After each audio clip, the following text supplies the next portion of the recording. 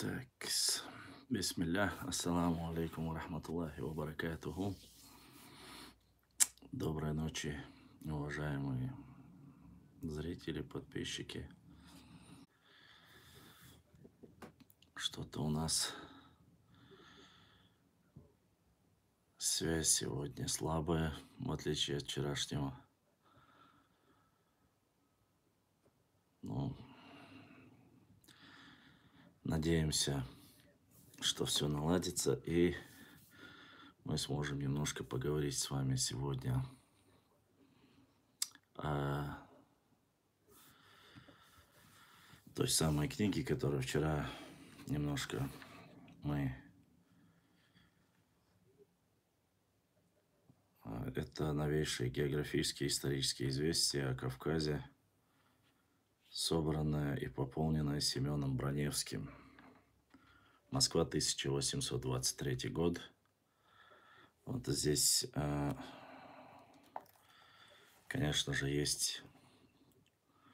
Алейкум ассаламу рахматуллахи ва баракатуху. Есть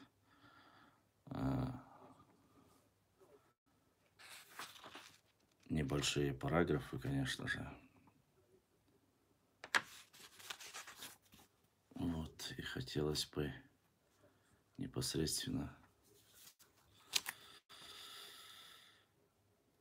о них и поговорить. Так вот, надеюсь, что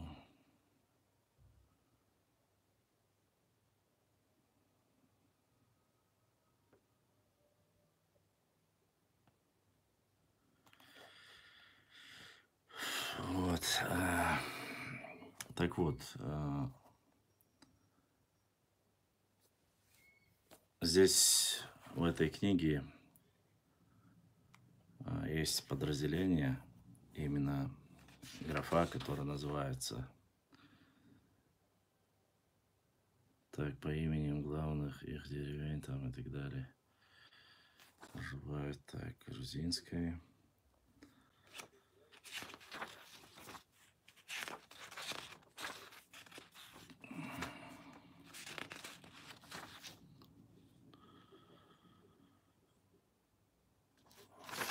Алейкум ассаламу рахматуллахи ва баракатуху.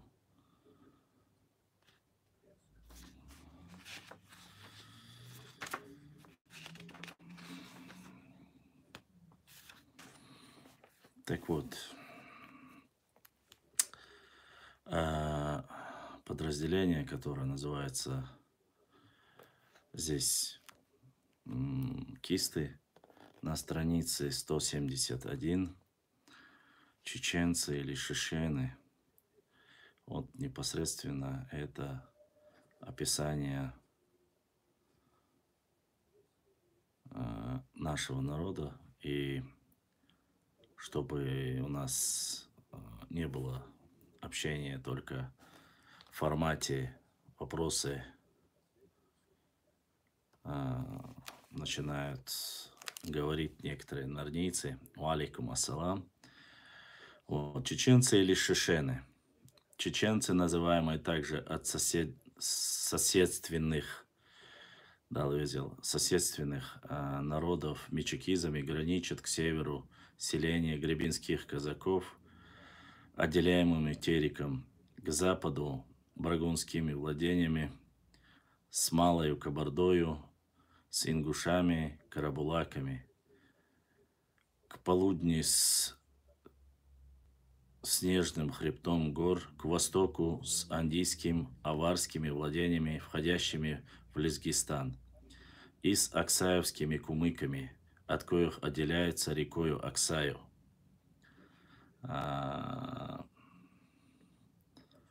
Аксаем. Земли их по Тереку, заключенные между устьями Сунжи, северо-восточными изгибами Аксая, верст на 30.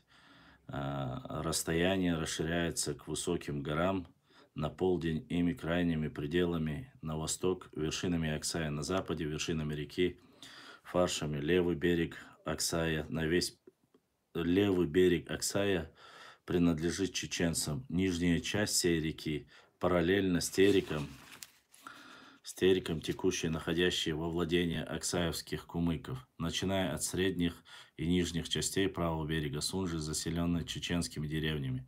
Следующие сунжинские реки протекают через их земли.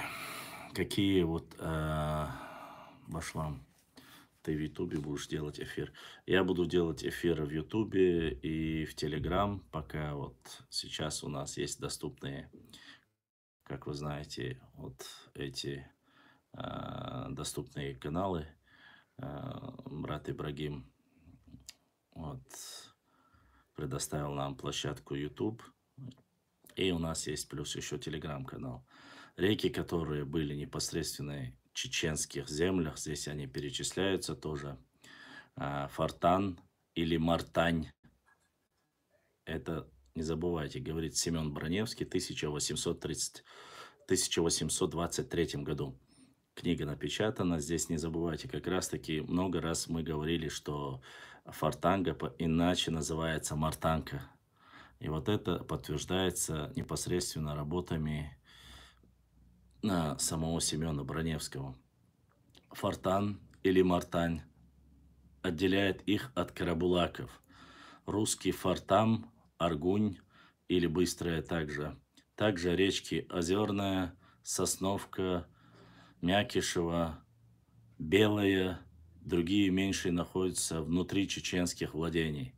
По низовью Сунжи и Аргуна, покрыта густым лесом, между коями изобилием растет буковое дерево.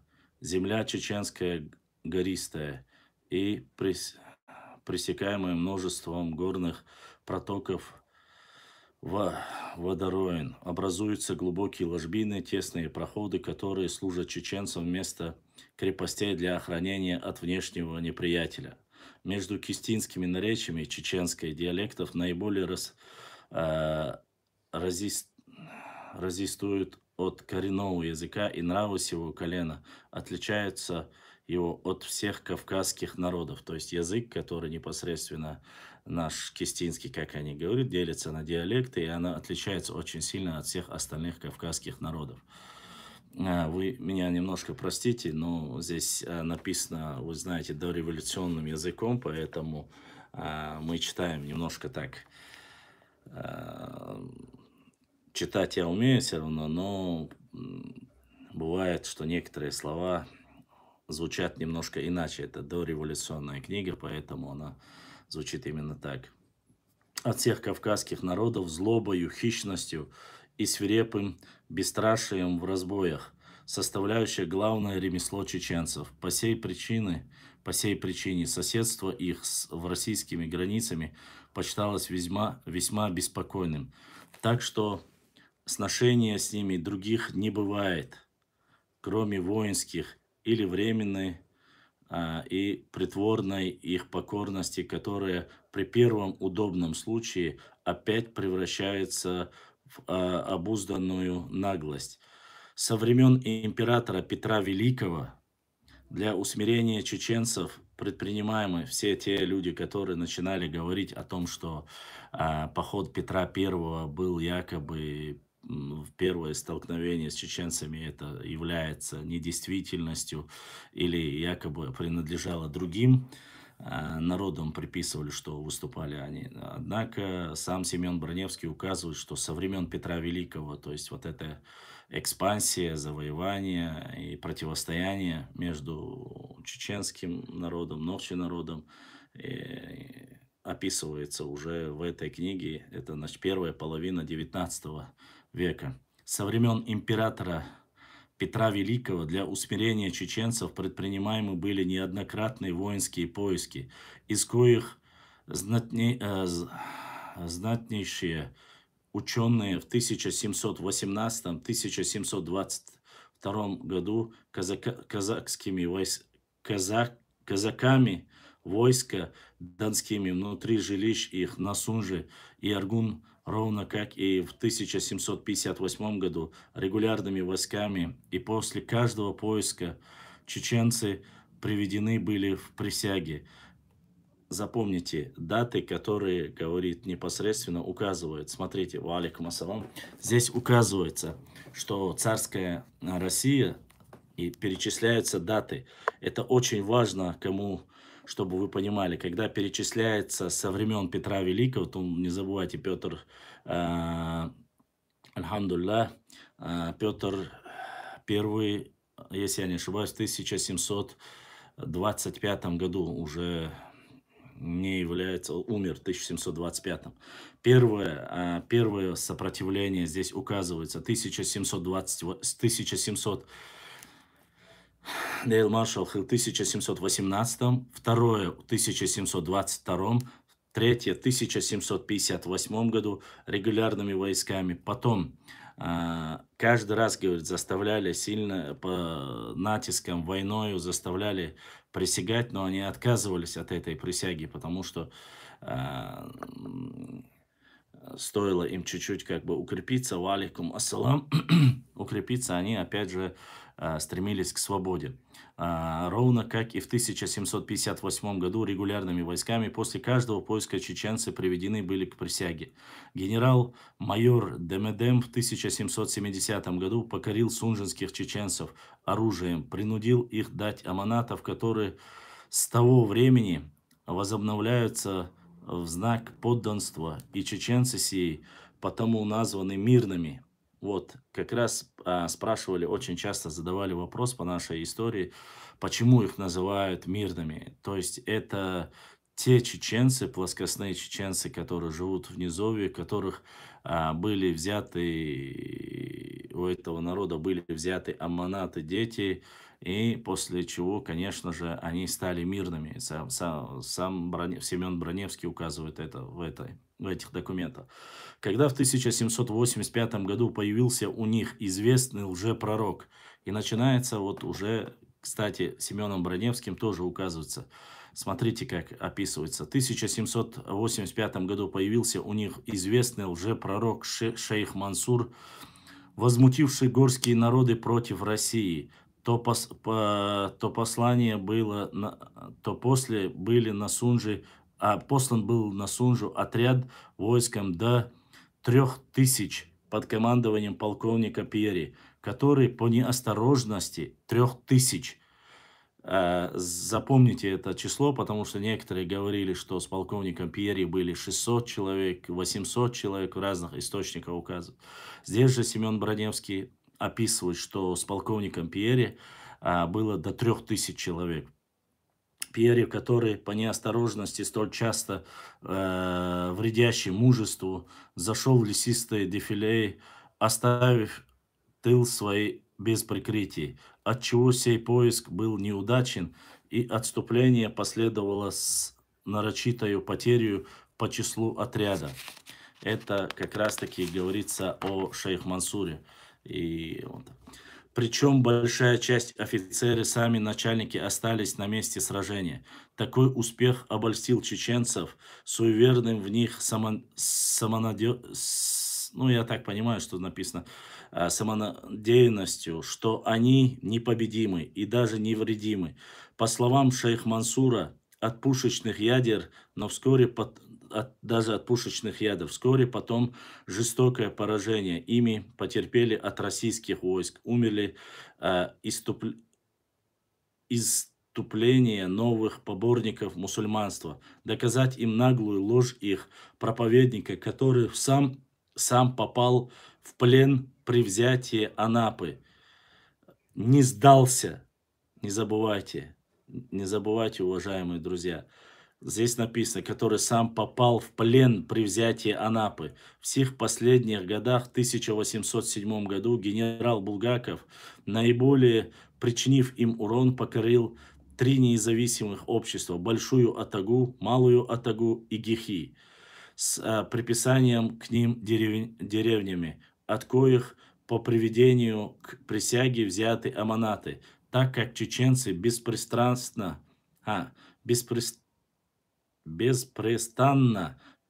переходя в российские границы, производят воровство и разбой, то признано за нужное от времени до времени наводить на них страх, заставлять их помышлять о собственных своих жилищах.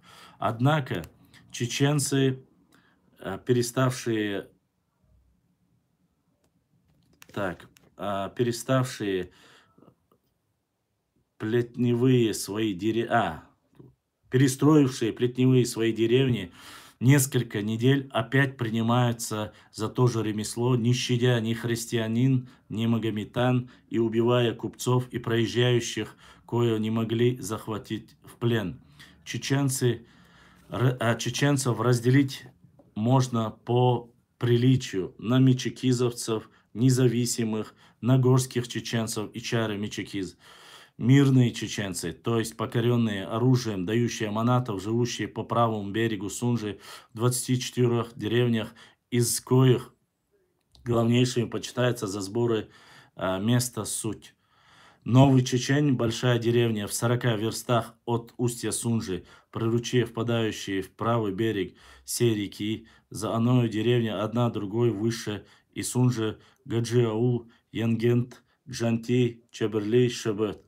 К сим же мирным чеченцам причисляется должно 6 деревень: Гелды, Курчалой, Наурз, Аул и Ойсангур, Истицу. Ну, это уже более у нас, как говорится, непосредственно переходящие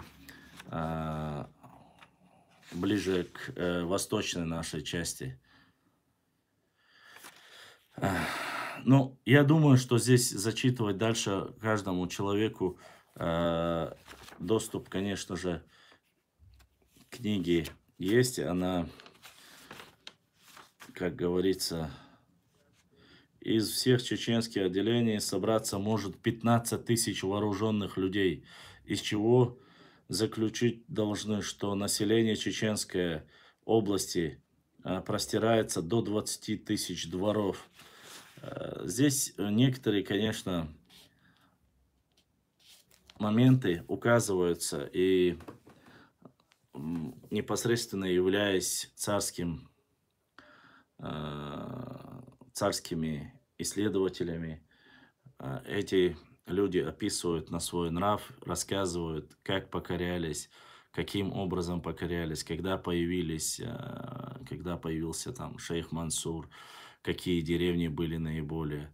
Карту, которую я вам вчера показывал, она как раз-таки показывает нам о том, как была разделена на разные общества непосредственно наша Родина, малые, большие.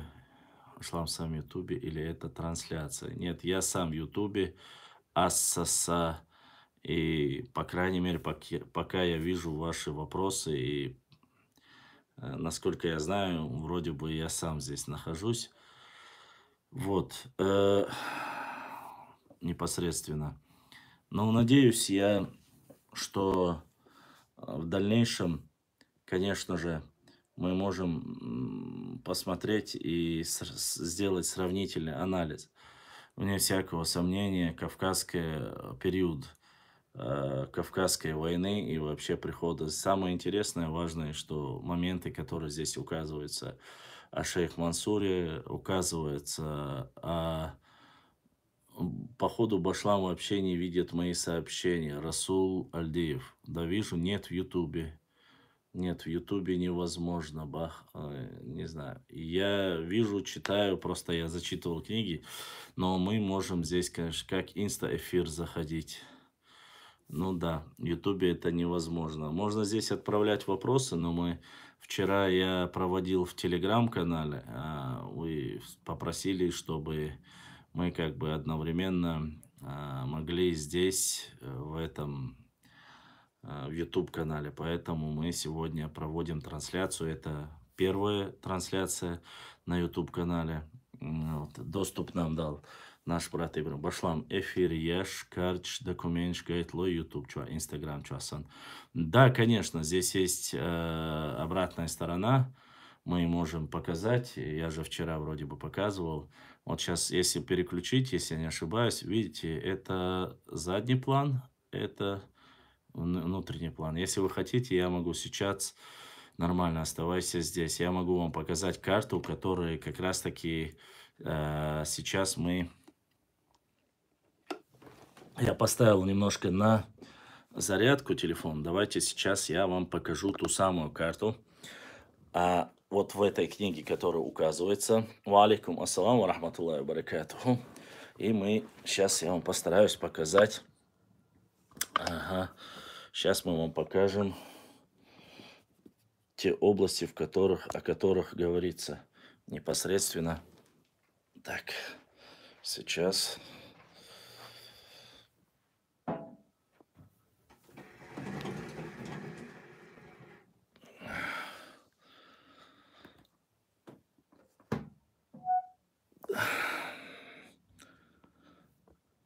Вот эта карта.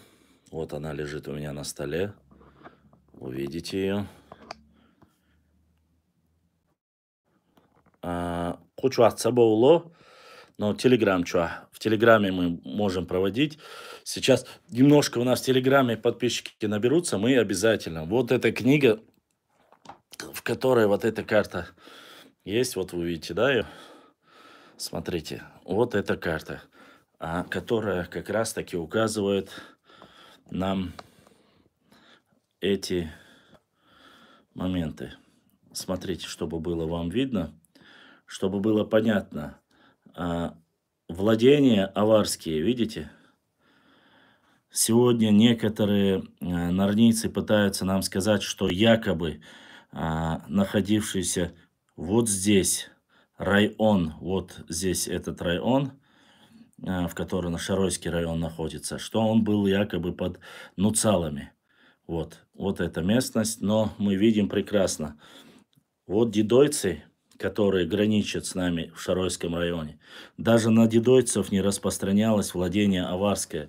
Владение аварское, оно находится чуть дальше, чтобы было видно. Видите? Владение аварское, вот оно, указано. Вот оно доходит до сюда. Вот. Здесь андийцы. Здесь, если я надеюсь, видно, вот дидойцы. Остальное от Андийских гор и до Дарьяльского ущелья, вот, написано крупными буквами. Кисты. Видите? Здесь же указано независимые чеченцы, если кому не видно. Здесь чеченцы-мечекизовцы. Видите, написано боком вот так, чтобы было видно. Мечекизовцы, видите? Чеченцы, мечекизовцы. За Тереком у нас написано карнагайцы, где указывается вот кумыки, вот. То есть за уже Кизляру кумыков тоже нету. Зум. Да, вот можно еще зум приблизить, простите, чтобы было видно. Смотрите, вот владение Шамхала Тарковского, чтобы было видно. Вот чеченцы, вот мечекизовцы. Всем, чтобы было видно. Где находятся андийцы. Видите? Вот находится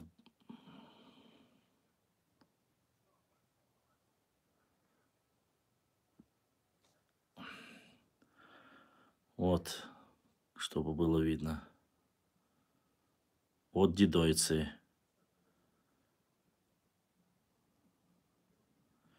И дальше уже непосредственно идут наши земли. Вот мы видим тонкой полосой идет, где находится Назрань, где находится Малая Кабарда, Наур, Моздок. Телеграмму исходу. Я не знаю, Аргун Кусамцаш. Может быть, из-за слабой связи, может быть, из-за этого. Вот здесь, как видно, независимые чеченцы. Надеюсь, всем видно. Вот карабулаковцы. Видите, река Фортанга, она записана как Мартань, чтобы всем было видно. Видите, Мартань. Это непосредственно, не забывайте, 1000, чтобы было видно хорошо, чтобы было понятно. Так. Это не моя карта, не подделка. Броневский. Ну, как и на книге, дата 1750. А, вот.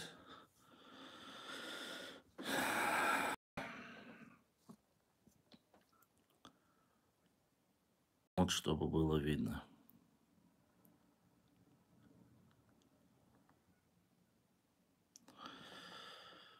Вот так вот обстоят дела, уважаемые мои подписчики. Так.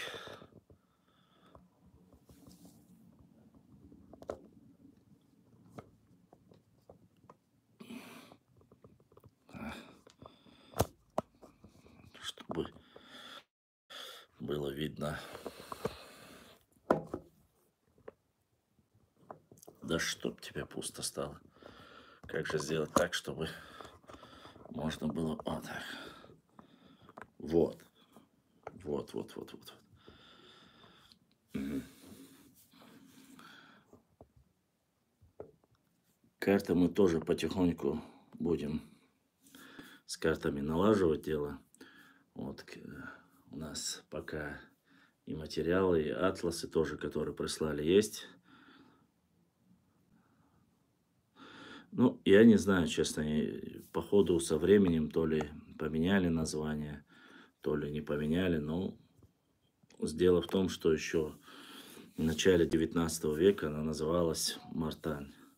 А русский Мартань называется, и я вчера зачитывал, и Мартанкой называется. Две, как говорится, в двух версиях они написаны.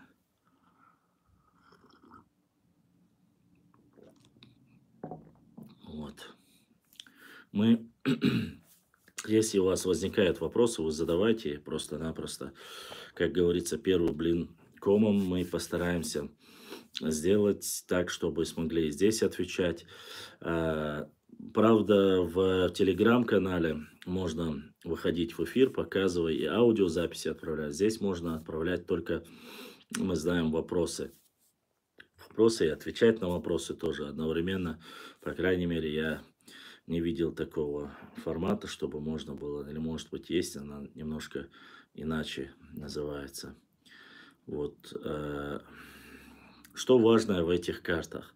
В этих картах, именно за этот период, который указывается непосредственно, мы видим примерное очертание границы тех. То есть еще до 1830 году, 1935 году уже начинается Малую Кабарду, начинаем мы, забираем часть Малой Кабарды, возвращают чеченцы, отвоевывают и начинает Гулба без подписчик. 150 тысяч Гулба без подписчик. 150 там царство, хотя бы, если мы сможем собрать там хотя бы 1050-100, я и то буду очень рад. Главное, я постараюсь вот сейчас, по крайней мере, пока холодно, чуть сейчас потеплеет, иншаллах, мы будем делать выезды в горы. И, как говорится, делать все, что возможно. От 36-го, да, я нахожусь в центре почти что. Недалеко от центра я живу. 36-й далеко, там, в нижней части находится Старопромысловый. Ой, сейчас он называется Висаитовский район, да, кажется.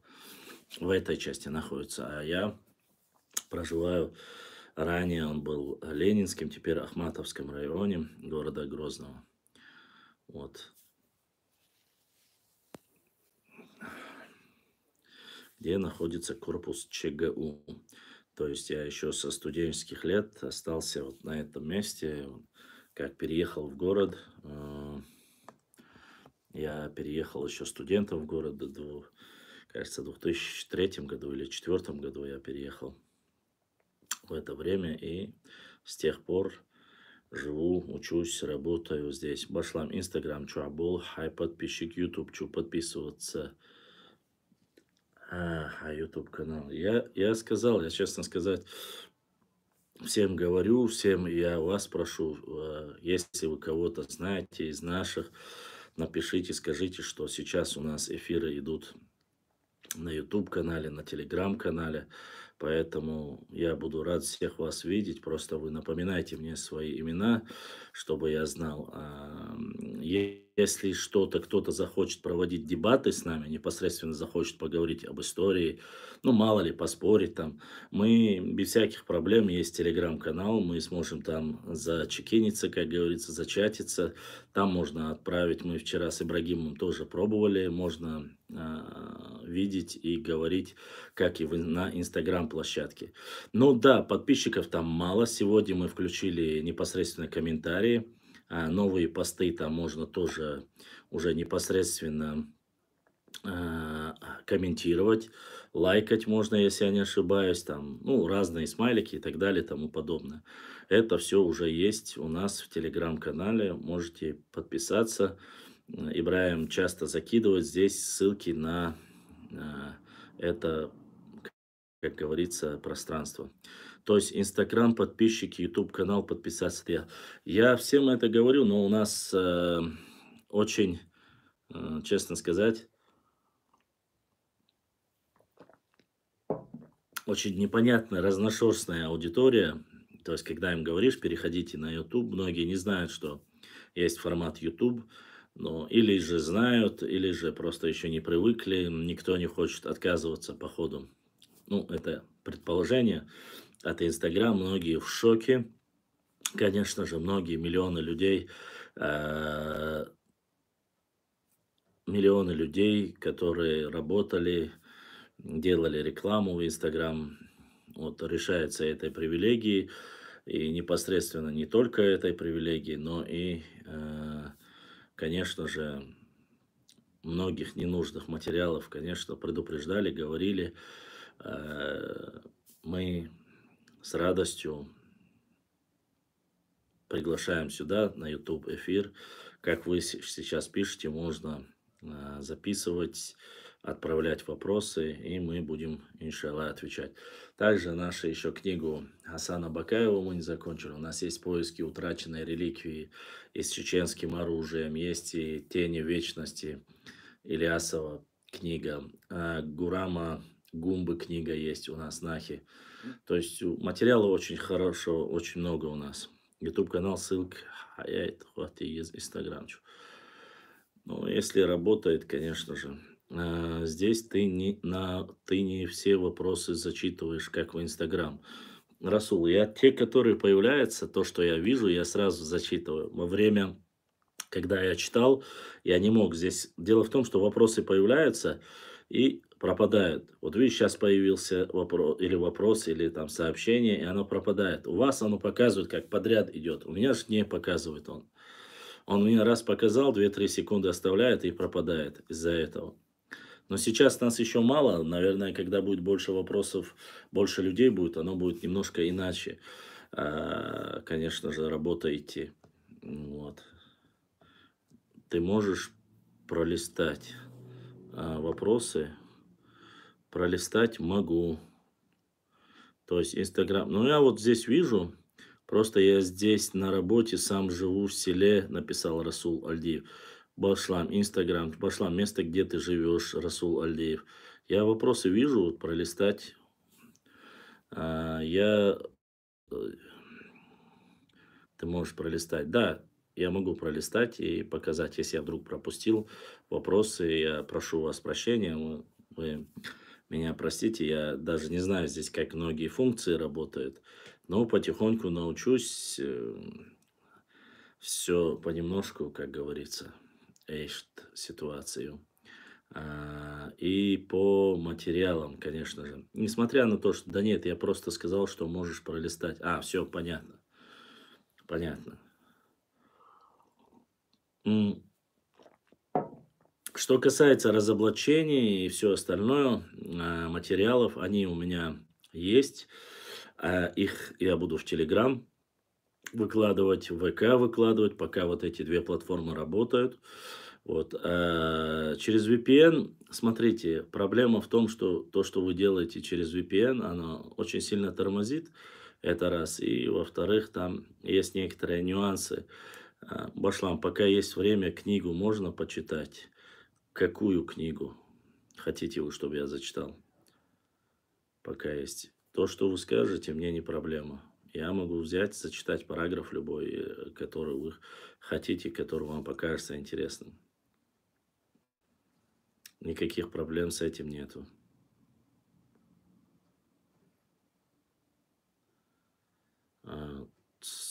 Все зависит от вас. Хасана Бакаева. Не проблема.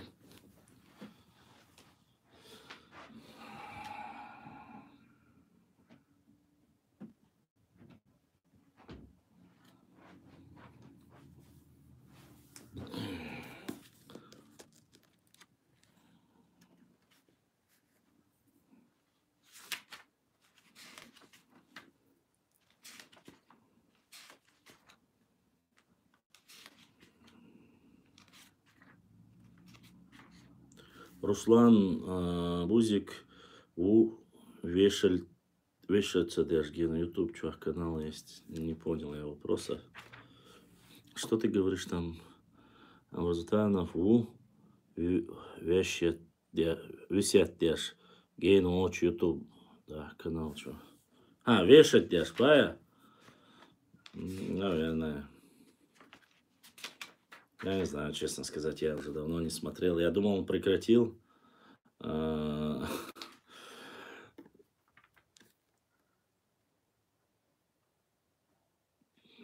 Так, это мы зачитывали. Сейчас постараемся найти что-нибудь интересное, которое мы еще не читали. Чуть-чуть потерпите. Вешает лапшу ты имеешь в виду?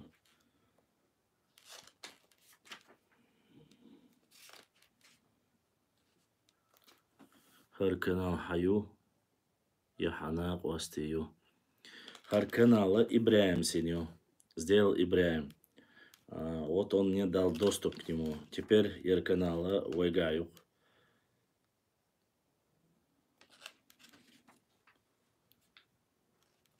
Сделать я его не делал, у меня нету площадки и возможности ее сделать.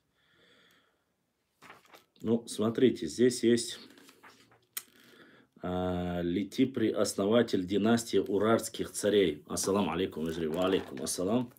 Хинц ваюдан ваяхтя валбирбук.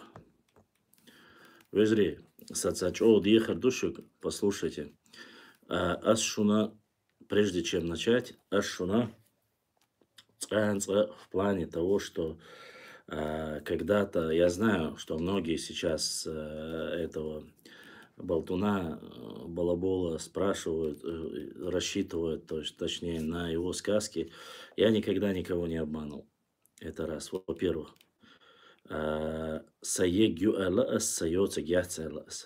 опять же, если вы хотите об истории знать, я дал историю, география, тейпы, тухумы, вот эти вещи, это мы обсуждаем.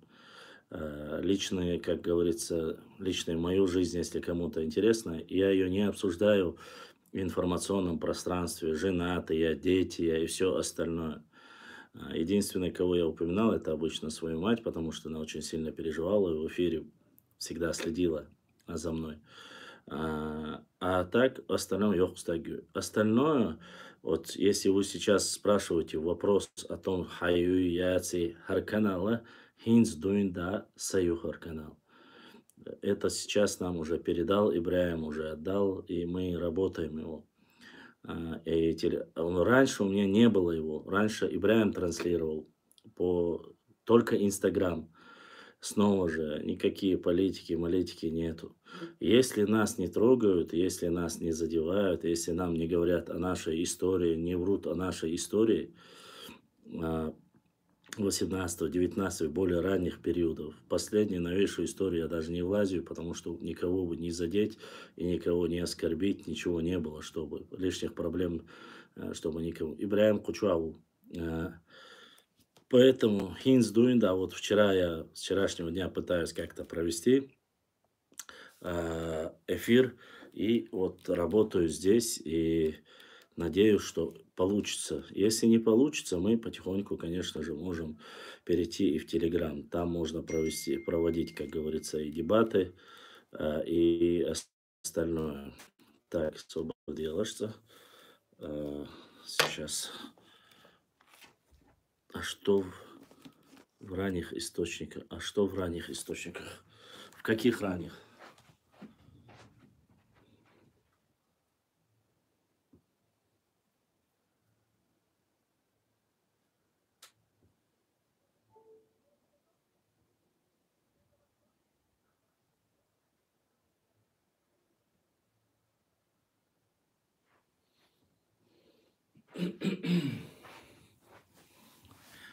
Вот, да, мы никакой фитнес не занимаемся.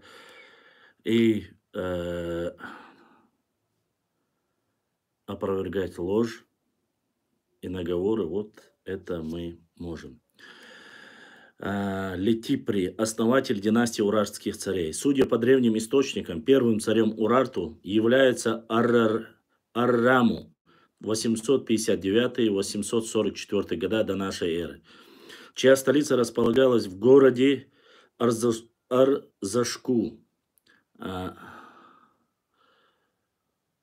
Друзья, если я просто-напросто, я вас заранее прошу прощения, если вы попросили меня зачитать параграф, один параграф из книги «Чеченцы», и нет, Ибраим не бросает, Ибраим здесь. Если вы хотите, чтобы я отвечал на вопросы, я буду просто отвечать на вопросы. Если вы хотите, чтобы я зачитал историю, я буду зачитывать историю. Вы уж как-то сами определяйтесь, насколько вам это, что, как говорится, что вы скажете, то и будем делать. Ты сказал, что не хочешь упоминать ранние источники, чтобы... Не ранние источники, не ранние, поздние, я сказал. Я имею в виду непосредственно новейшая история. Хинс Бузуртанов, Дмитрий Колумбеков, эфир Келязья Хабах Барыш. Да, за это я не переживаю. Нам всем интересно. Нам все интересно, бать. Ну ладно, хорошо. Я давайте сперва зачитаю быстро, а потом уже отвечу на ваши вопросы. Арама упоминается в победной надписи ассирийского царя Салмансара III. И если верить этой надписи, ассирийцы вторглись в страну Наири и нанесли урартийцам ряд поражений, разрушив также царский город Арзашку. Следующий урартский царь Сардури I, 844-822 год до нашей эры, принес столицу страны в город Ташпу на озеро Ван и отразил набеги ассирийцев. Постепенно превратил Урарту в одну из сильнейших держав Древнего Востока. Примечательно, что своим отцом Сардури I называет не Араму, а некого Лутипри, о котором нам известно лишь его имя. Отсюда следует вывод, что не Арама, а именно Летипри является основателем царской династии Урарту. И его имя представляет для нас определенный интерес. Дело в том, что имя Лутипри в клинописи передачи Лутипри означает, по нашему мнению, сын, ребенок женщины. В таком своем значении это имя отражается в древнейшей традиции, в соответствии с которым основатели династии, священные цари, нарочито не называли имен своих смертных отцов и возводили свое происхождение к тому или иному божеству. Народу сообщалось, что божество сочеталось священным браком с земной женщиной, реальной матерью данного царя, который таким образом приобретал в глазах подданных статус полубога. Ну, я думаю, чтобы было понятно, вот в этот момент я хочу, чтобы вы немножко понимали, это древняя история, это, чтобы было понятно, до появления еще христианства, до появления еще ислама. Мы знаем, что и многие греческие мифологии считался, что и Геракл, что и Ахиллес, и некоторые многие, и точно так же и Александр Македонский, ну, по крайней мере, в мифологии говорится, что они были полубогами, и Тесей тоже полубогом, полу там человеком. Вот то же самое, история древности, Древнего Востока ничем не отличается. Башлам, ты всегда будешь проводить эфиры только в Ютубе или Телеграм тоже? Я буду проводить в Ютубе, в Телеграм и по мере возможности, в основном, если у меня будут дебаты, мы будем их проводить в Телеграм. Если восстановит Инстаграм или что-либо, мы вернемся и на Инстаграм площадку. Но пока мы видим, что этого не происходит, время покажет, что да как. Но пока нам придется вот проводить, теперь виснет YouTube, Telegram, подпишитесь тоже. На наш Telegram тоже подписывайтесь, можно сразу же и там тоже, как говорится. Или мы можем разбить там, допустим, пятницу, субботу мы можем проводить в Telegram, а в воскресенье мы можем проводить непосредственно в YouTube-канале. Разницы нету. То есть получается, что в пятницу, субботу мы можем проводить дебаты. То есть, если будут желающие, если кто-то хочет там поговорить об истории, услышали, что вот с ними, как говорится, мы можем. Бузуртану, цер, подписчик, шинс, хах, да, я чихатель, алейкум ассалам. Дальше, иными словами, Сардури I, называя себя сыном Летипри, указывается в качестве своего отца человека, которому он приписывал сакральное происхождение, тем самым придавая священный статус и своему царскому достоинству. Поскольку имя Лутипри имеет хурита-урартское происхождение, попробуем расшифровать его посредством соответствующего языка. В хурита-урартском слово «луту» означает «женщина». Луту значит «женщина». И этот термин, по нашему мнению, является составным. Он скомбинирован из двух древнейших слов, имеющих аналогии как в шумерском, так и в нахчийских языках. Ло, человек, сохранилось в нахчийском качестве суффикса, обозначающее принадлежность человека к тем или иным профессиональным или социальным группам, первоначально является самостоятельным словом. Так, самостоятельным словом значение человек.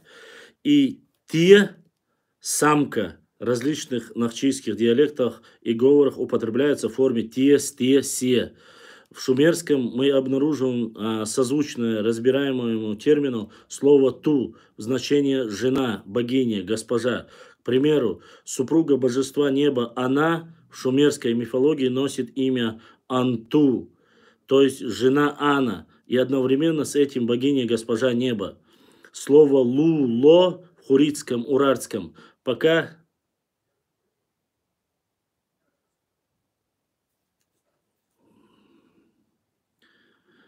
слово «луло» в хурита-урартском пока не обнаружено в самостоятельном употреблении. Но это шумерограмм используется в хурита-урартской клинописи в качестве детерминанта для обозначения людей, а также социальных и профессиональных групп. Таким образом, имеется основание предполагать, что слово «лу-ти» или «ло-ти», как известно, клинопись отображает различие между гласными «о» и «у», означает и в урартском «человек-самка», «человек-женщина». И это типологически соответствует нахчийскому «се-сэг» – «жена», буквально самка человека. Разбирая второй компонент имени Лутипри, мы обнаруживаем, что слово пора дает в урартском словарное значение раб. Однако является лексическое соответствие Соответствие этому термину в северокавказских языках Дьяконов, Старостин обнаружили значение «ребенок». Это указывает на то, что в своем первичном значении хурито-урартского пора имело значение «ребенок». С той же закономерностью мы встречаемся в славянских языках, в котором проявляется отличительная генетическая связь между понятием ребенок и раб. Более того, эта закономерность, очевидно, присуща в целом всей индоевропейской языковой общности. По-видимому, смешение понятия раб и ребенок произошло в эпоху патриархального рабства, и когда люди этой категории воспринимались их владельцами как младшие члены семьи, дети. Кроме того, в патриархальном обществе была распространена практика усыновления рабов, что наглядно проявляется в Ветхом Завете, когда бездетный Авраам объявляет о намерении усыновить распорядителя в своем доме Елиезера и сделать его своим наследником. Бытие, 15 глава, 2, кажется, называется. В дальнейшем мы узнаем, что Елизер по своему статусу был рабом. Древнейшие шумерские и аккадские документы демонстрируют нам еще одну форму патриархального рабства, когда отцы продавали в неволю своих детей и покупатели оформляли эту сделку как процесс усыновления, что опять делает семантически тождественными понятия раб и ребенок. Ассаламу алейкум, санвезри, амин. Таким образом, мы можем расшифровать имя Лутипри как сын, ребенок, женщины. И есть основания полагать, что в данном случае мы имеем дело не столько с именем, сколько с указанием на божественное происхождение основателя династии урартских царей. Сказанное подтверждается тем, что в урартской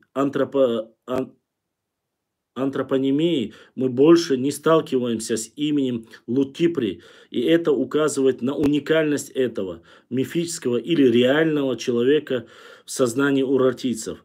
Добавим, что исходя из подобной трактовки происхождения династии царей Урарту и в силу ряда других обстоятельств в культуре этой древней страны укладывается богатейшая мифология, которая, к сожалению, не дошла до нас или дошла обрывчатыми фрагментами. Не исключено, что сакральным прообразом загадочного отца Сардури I стал другой легендарный древневосточный персонаж, явившийся как Лутипри, зачитателем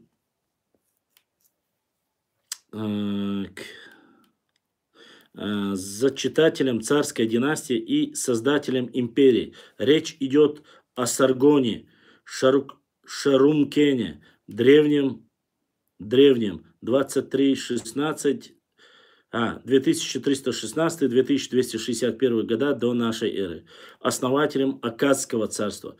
Настоящее имя Саргона неизвестно, но имя Шарумкен, известный царь, он принял после восшествия на престол. В царском списке, составленном предположительно через 150 лет после смерти Саргона, отмечается, что будущий истинный царь поначалу служил садовником и чашеносцем у Лугала, Киша.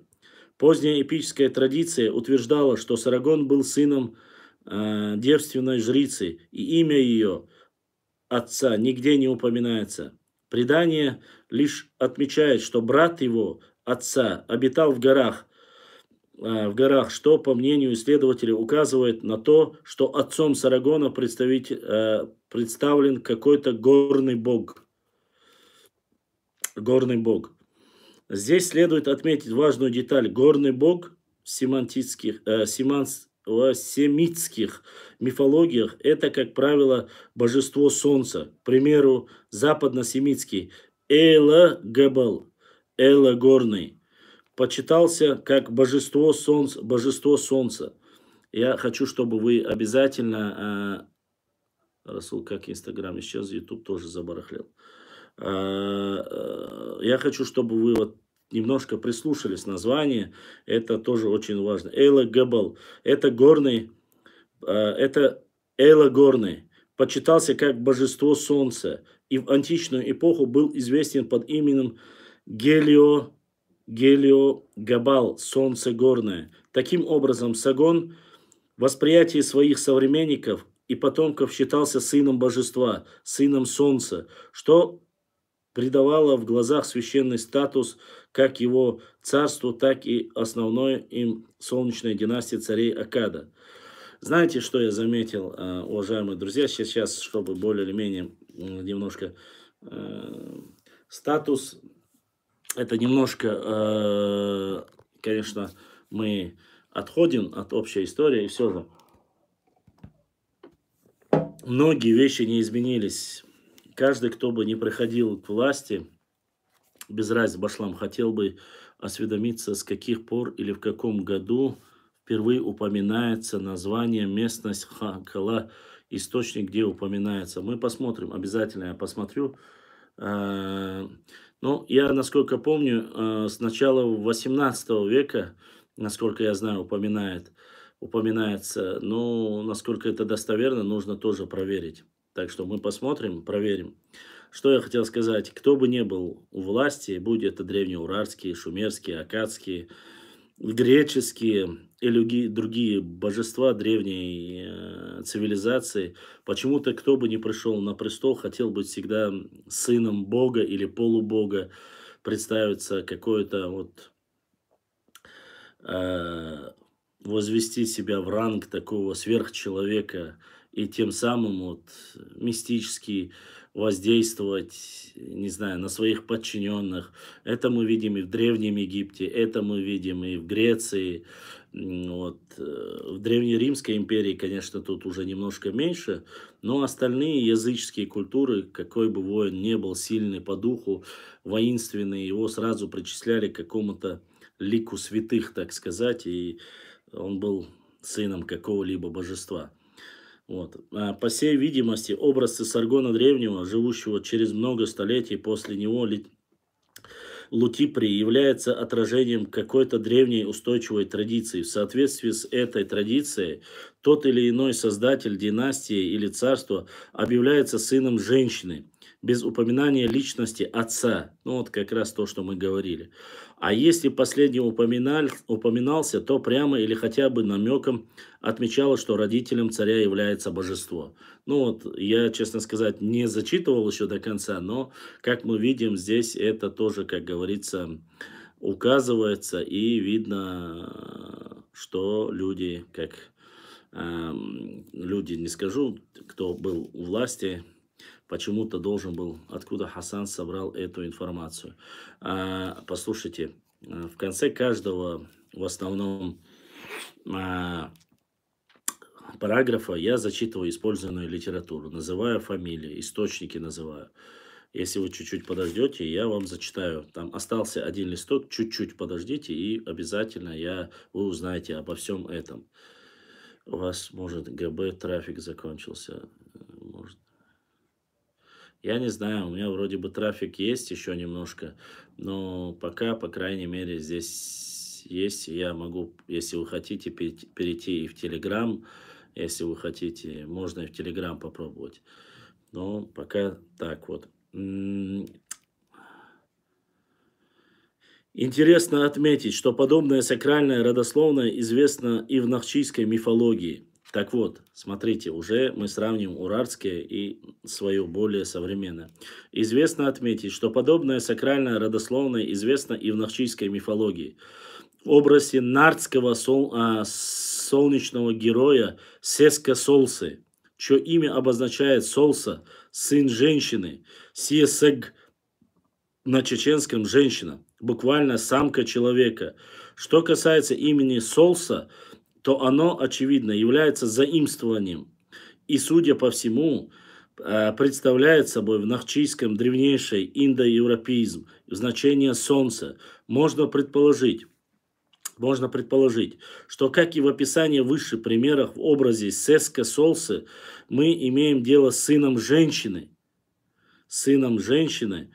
то есть сакральным персонажем, чье чудесное, без соучастия отца зачатие, рождение из камня связано с отцом, то есть божеством солнца. Судя по всему, в личности Нарта, Сеска Солсы, проступают черты другого столь же легендарного персонажа, который считается родоначальником албанских царей и нескольких кавказских племен.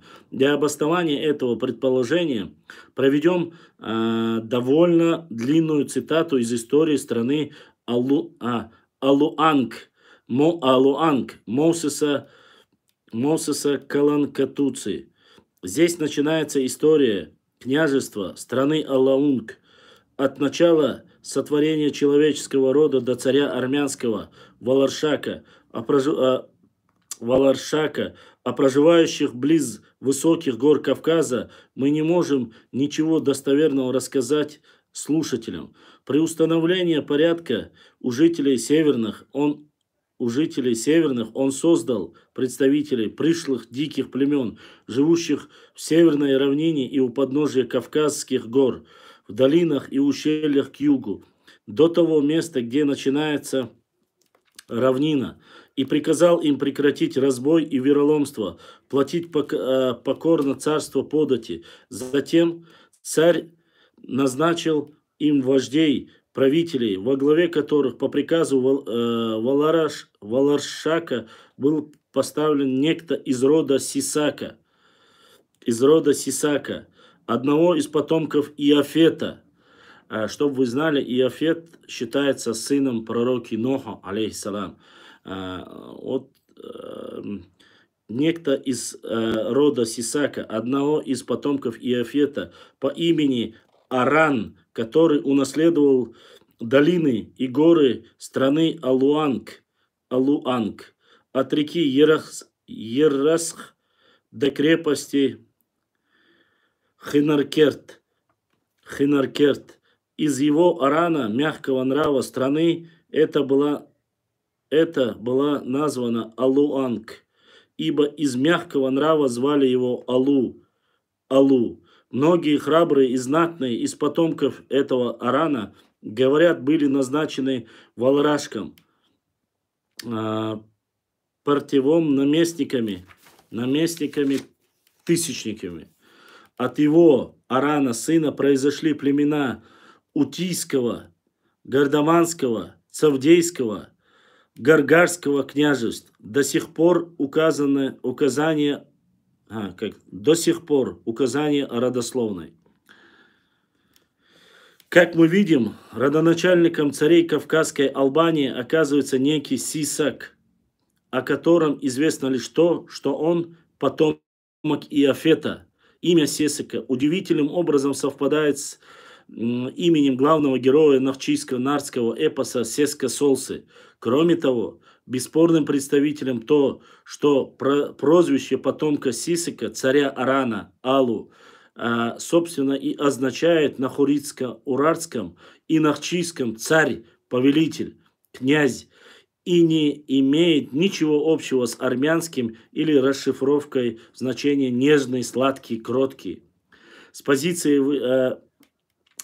выявляющейся закономерности можно рассмотреть также некоторые детали биографии царя Александра Македонского, не забывая при этом, что самые поразительные тайны зачастую скрываются в судьбах и деяниях, которого, казалось бы, описаны с наибольшей полнотой. Как известно, Александр Македонский был объявлен египетскими жрецами сыном солнца бога Амона, Амона-Ра. Что касается царя Филиппа, настоящего отца Александра, то отныне эта родословная связь была не только отвергнута, но и, как пишет Диодор Сицилийский, названа жрецами кощунством против солнечного Амона и истинного отца Александра. Возможно, что с глубокой древности в народах ходило предсказание о том, что от девы без соучастия земного отца должен родиться великий царь, царь мира. И один из характерных прозвищ этого великого царя должно было звучать как сын женщины, сын девственницы или как вариант сын вдовы. И И, зная об этом предсказании, некоторые великие создатели империй, Сарагон древний, Александр Македонский или цари, претендующие на такое величие, Летипри, Сисак, нарекли себя сыновьями женщины, отвергая родословную связь с земными отцами, пытаясь представить сыновьями Бога или иного сакрального персонажа. Это было стремление облечь свою царскую власть, священные покровы и оправдать завоевание божественной волей. Подобные же мотивы рождения от девы божественного происхождения мы обнаруживаем также в легендарных биографиях Будды, Заратуштры и некоторых других создателей религиозных систем. Предсказания о сыне девственницы, женщины, вдовы бытовали в древнем мире задолго до рождения Иисуса Христа, сына Марии. Христиане зовут его сыном девственницы. И в эзотерическом иудейских традициях сыном вдовы. Это доказывается тем, что первое ясное предсказание его рождения обнаруживается в пророчестве ветхозаветного пророка Исаии, который, по мнению многих исследователей-библистов, был современником ассирийского царя Сарагона II, то есть жил более чем за 7 столетий до рождения Иисуса Христа. Вот это предсказание. Итак, сам Господь, это уже предсказание непосредственно. Ассаламу алейкум, ва алейкум ассалам. Итак, сам Господь даст вам знамение.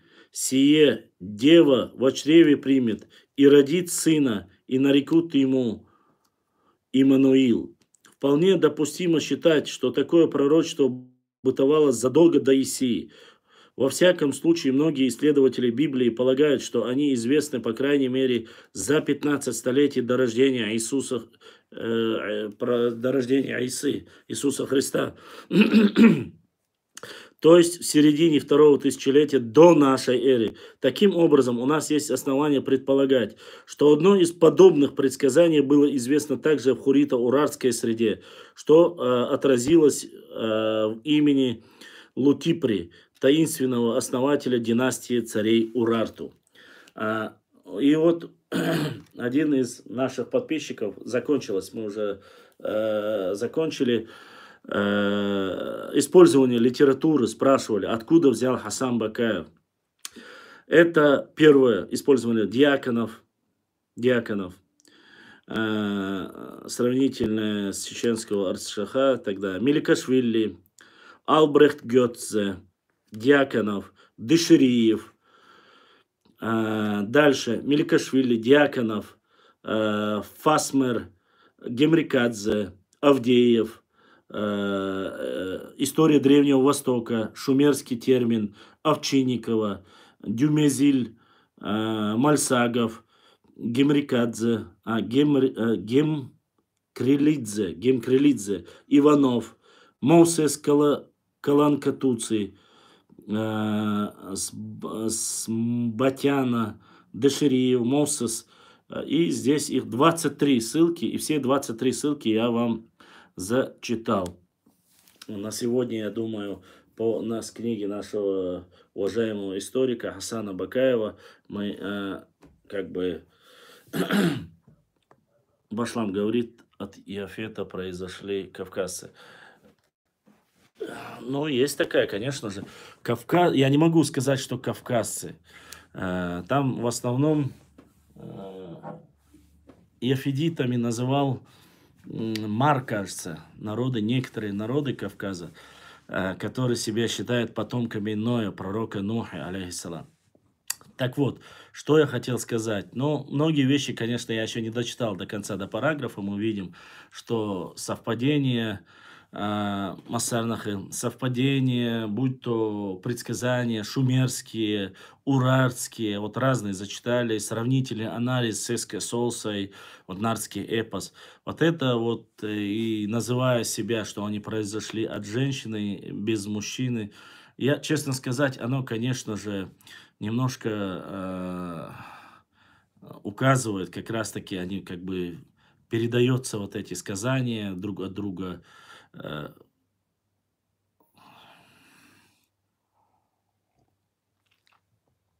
поддерживать друг друга. Я так понял, вам больше общение такое живое, задавать вопросы, отвечать, это больше по нраву, потому что я смотрю, Мадуй, Моти, Ибраим, Валид, ассаламу алейкум, ва алейкум ассалам и так далее и тому подобное. Нет, балаболы нарнийские заскакивали уже со вчерашнего дня. Там много воды, это по делу и так далее. Цаюшил, амилш, яш, конечно, есть. Но и в Торе на ивритском упоминается так же, как Ноах. Да, абсолютно верно. Абсолютно верно.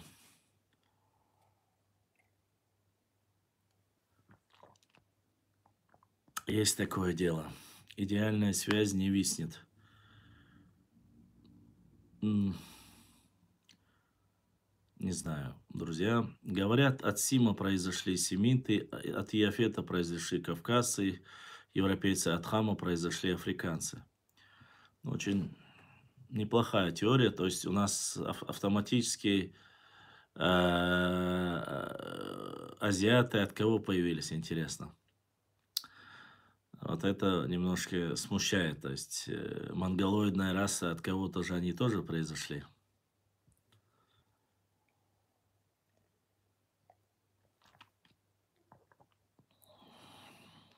Так что как-то так.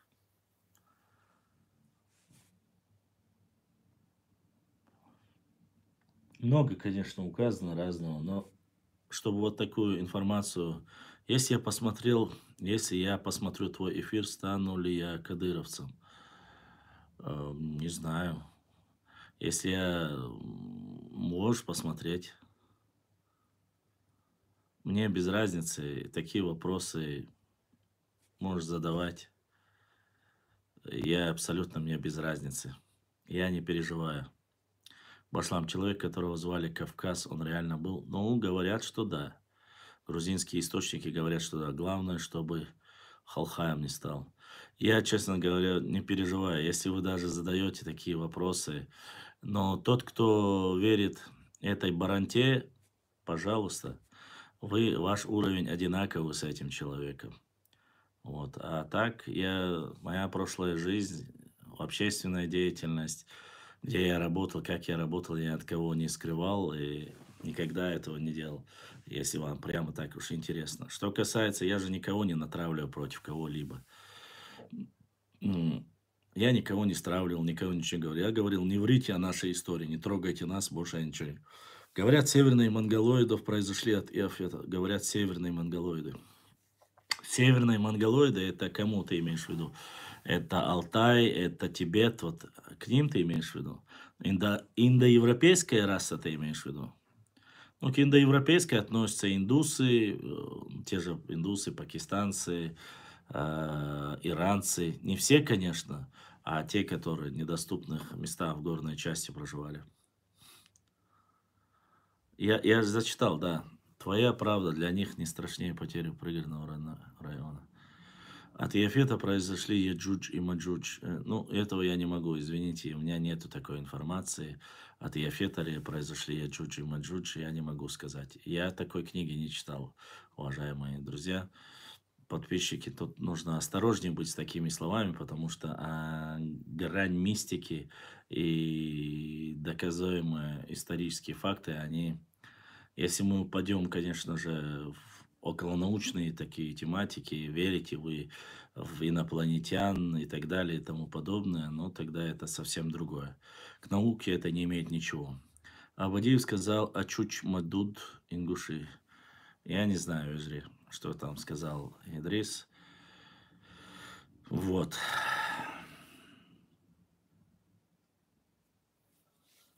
Ну, смотрите, уже хорошо, 43 человека. Ва алейкум ассалам.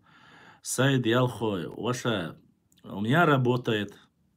Сайд Ялхо работает у меня. Башлам, Яджудж, Маджудж, это не мистика. Я не про Яджудж, Маджудж мистика говорю.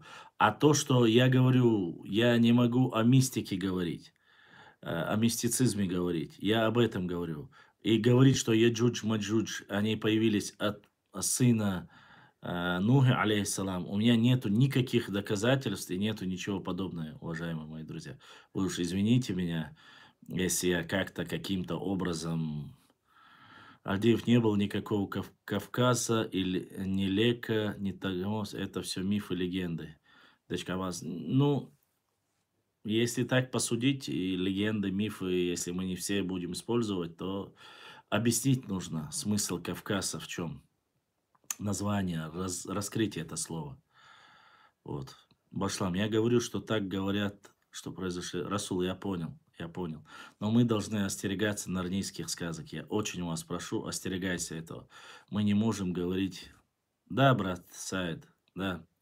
И мы не можем утверждать или говорить, что мы такие вот прямо, знаете, у нас там сел. Даже по вопросу о ковчеге я всегда пытался вас уберечь и всегда говорил, я был там, я смотрел, я видел их доказательства. 5 им за старательность. Но доказать это, я благодарен Марату им только за одно. А, Благодарен за то, что они свою теорию пытаются доказать. Много вопросов, много чего интересного, конечно, но и ответов мы не получаем на вопросы. А их мистические высказывания сами Марата и некоторых людей, которые, по крайней мере, раньше, которые они говорили, они за гранью, конечно. Бяхма Билаш.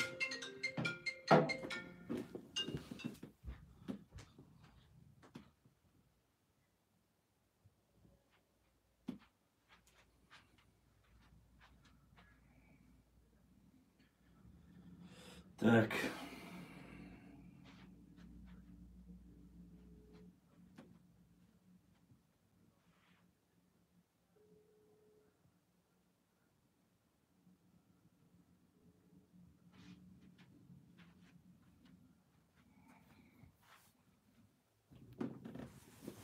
Вот. Поэтому,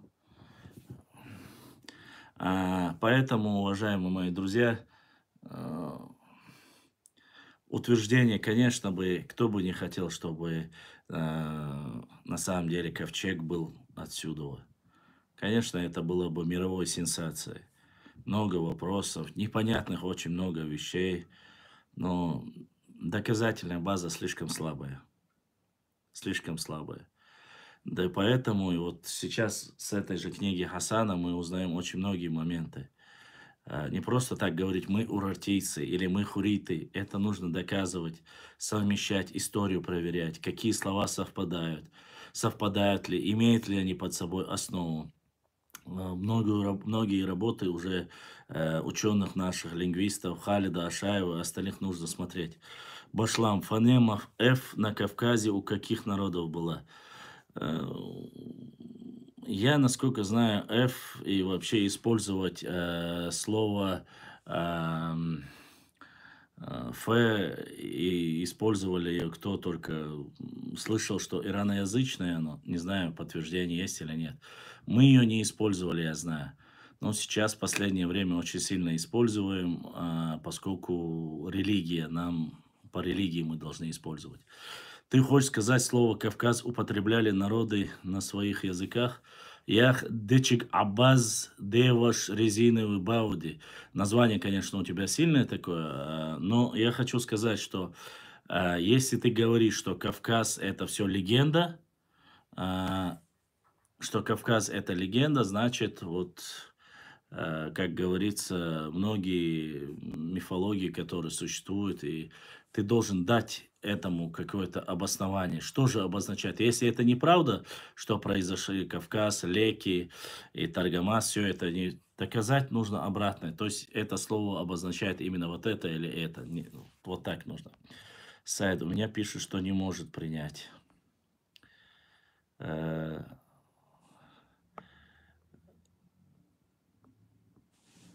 Тогда нужно посмотреть сайт через Ибряима. Через Ибряима можно просто перевести Ибряиму уже, а через Ибряима я могу, как бы он сможет мне передать их сайт. Если тебя это, конечно, ты можешь ногчи букву Ф, ногчи букву Ф у осетин и обсуждать не подлежит. Я букве Ф, честно сказать, не интересовался. Это больше, наверное, к лингвистам, не ко мне. У меня такой книги нету, мы не использовали ее. Вот поэтому. Но тот, кто нету перевода на это слово Кавказ. Но откуда оно появилось? Вот в чем проблема. Откуда оно появилось? Расул Альдеев, прочти вопрос по Расул. Башлам, лично я сам не утверждаю и также не отрицаю, что этот ковчег, что это ковчег, потому что оба варианта может быть и неправильным. Поэтому я говорю, я не могу сказать. Наш Зоев Сатейпан ваш, не понял я, конечно, не понял я вопроса.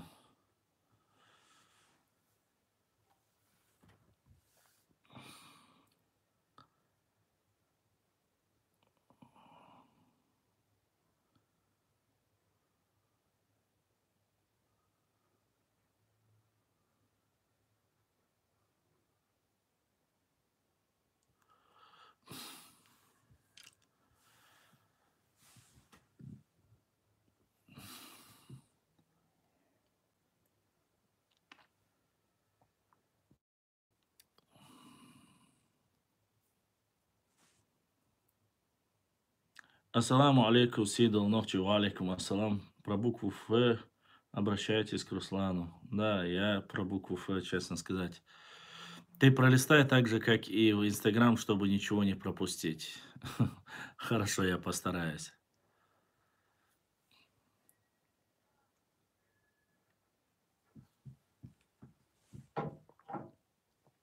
Саид, Аллах дайрес хейлом. Да, духуа хуэл. За поддержку, за то, что пытаешься поддержать. В это нелегкое время, конечно. Саид, брат Батлагдич, все время поддерживал и пытается помогать. Так, дальше.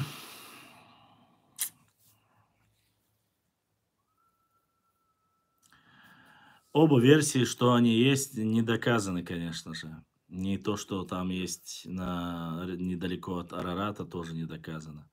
Что здесь тоже не доказано.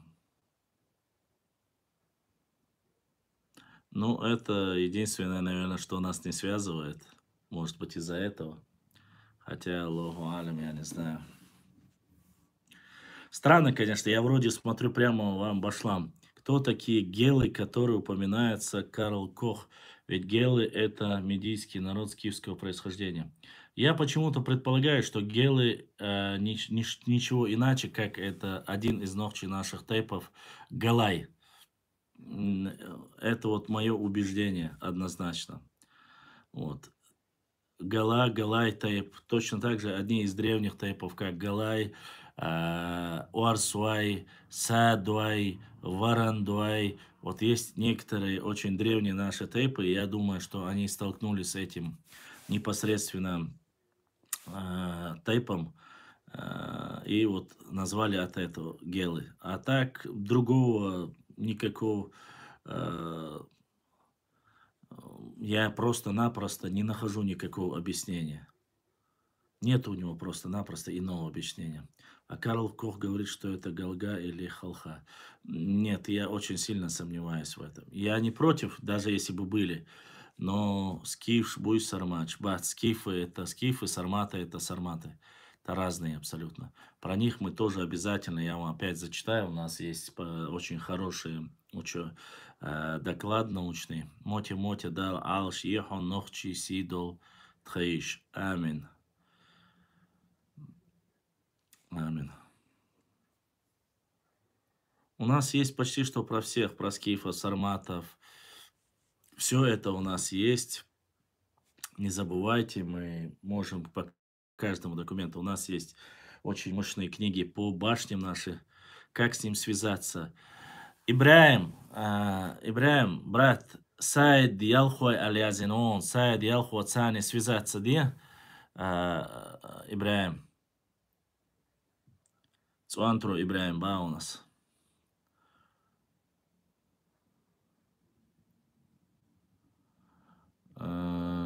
Сейчас.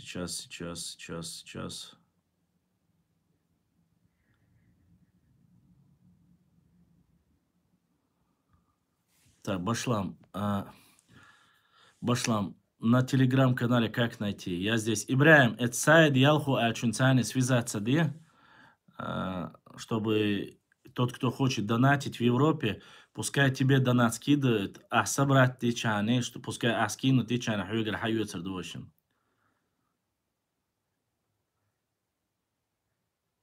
Просто те, которые в Европе сейчас, если их захотят донатить, они смогут только в Европе донатить. Куз хадайтлар. Гунны это азиаты или народы? Нет, гунны это азиаты. Это однозначно азиатские гунны, хунну или гунну называется. Северная часть или северно-западная часть Китая. Оттуда, из этой области. Мотя-мотя. Цигар хабяхки букуш. Очень воинственное племя было одно время. Ну, некоторые кумыки говорят, что они потомки гуннов. Да, есть такие, которые говорят, что они потомки гуннов.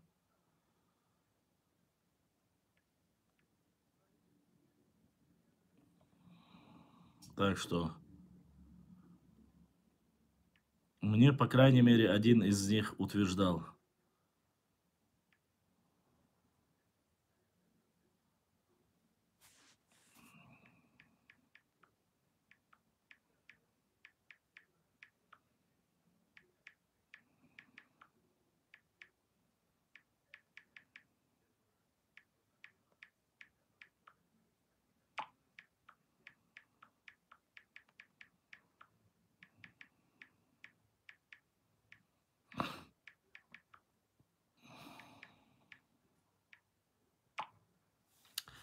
Вот кто его знает. Так. Сейчас дальше. Башлам Халха. Башлам Гунны. Так, прочитал. Башлам Халха были приняты нашими предками, и мы оба знаем, кто... Ну, этого я не говорил. А может и правда, кто его знает. Казахи говорят, что они потомки гуннов. Возможно ли это? Возможно. Скиф, Сармач, Аланш, Бумяч, Ватса, но...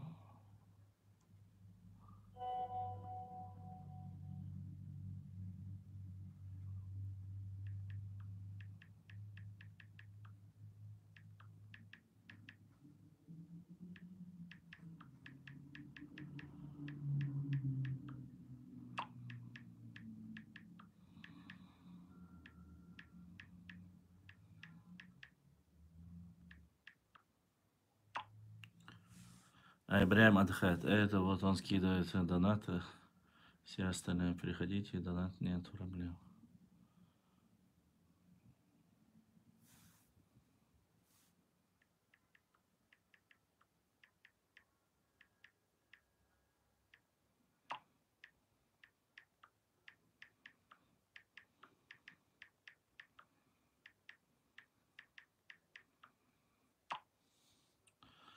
Так, какие у нас вопросы? Скифы, расскажи о них. Про скифов я рассказывал же вам.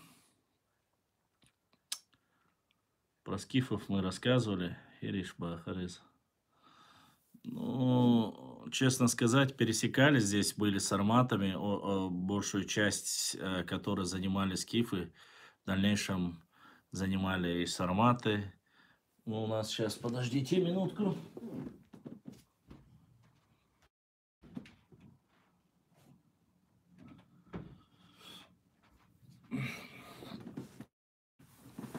Смотрите, забыл немного, забывать. Каждый раз смотрите, Аларот, Гарагереси, Дзурдзуки, Скифы, 49-е. А где нарнийцы? Не знаю еще, они не знают, походу. 49-е. Мы сейчас про скифу скажем вам. Вот. Про скифов, Башлам. Не давай комментаторам намекать на народы в плохом виде. Народы не надо трогать никому, уважаемые мои братья и сестры. Сразу наше правило, народов не будем трогать. Нарнийцы это не народ. В телеге нет эфиров. В телеге нет эфира. Нет, мы сегодня в Ютубе попробуем, а потом непосредственно сделаем через, как говорится, и Телеграм. В Телеграме мы будем проводить дебаты, если желающие у нас появятся, и сделаем. Смотрите, скифы на определенном историческом этапе Тот, кто спрашивал про скифов. В историческом этапе кемерийцы и скифы сосуществуют, что более напоминает преемственность в развитии племен. Так совместно с кемерийцы и скифы, по имеющим историческим данным, появляются в северном Причерноморье, то есть это нынешняя Адыгея, чтобы вы знали. Причерноморье в начале VI века до нашей эры, что связано с датой распространения там скифской археологической культуры и наличие элементов скифской культуры этой эпохи на Северном Кавказе, свидетельствуя продвижение скифов через Кавказ, где они вступили в контакты с местным населением. Речь идет об автохтонном населении. Прошу не путать пришлое население с автохтонным населением. Это говорится, конечно же, об местном населении. По всей вероятности, родственным. Отсюда в скифских культурных элементах обнаруживаются кавказские черты. Более того, антропологический материал не исключает инородных этнических включений в состав скифов, но преимущественное значение придает все же местным истокам их этногенез. То есть они были классическими европеоидами, как и подавляющее большинство автохтонов, например, Северного Кавказа. И тут же вступает вопрос о многоплеменности кабанцев. Где-то скифы и кабанцы по содержанию этнический симбиоз совпадают, имеется в виду, скифы и кабанцы. Ну, у нас кабанская культура, вы знаете, да, на нашей территории тоже была непосредственно, есть точнее кабанская культура. Вот. Является также и монгольские племя. Сейчас, подождите, немножко подождите.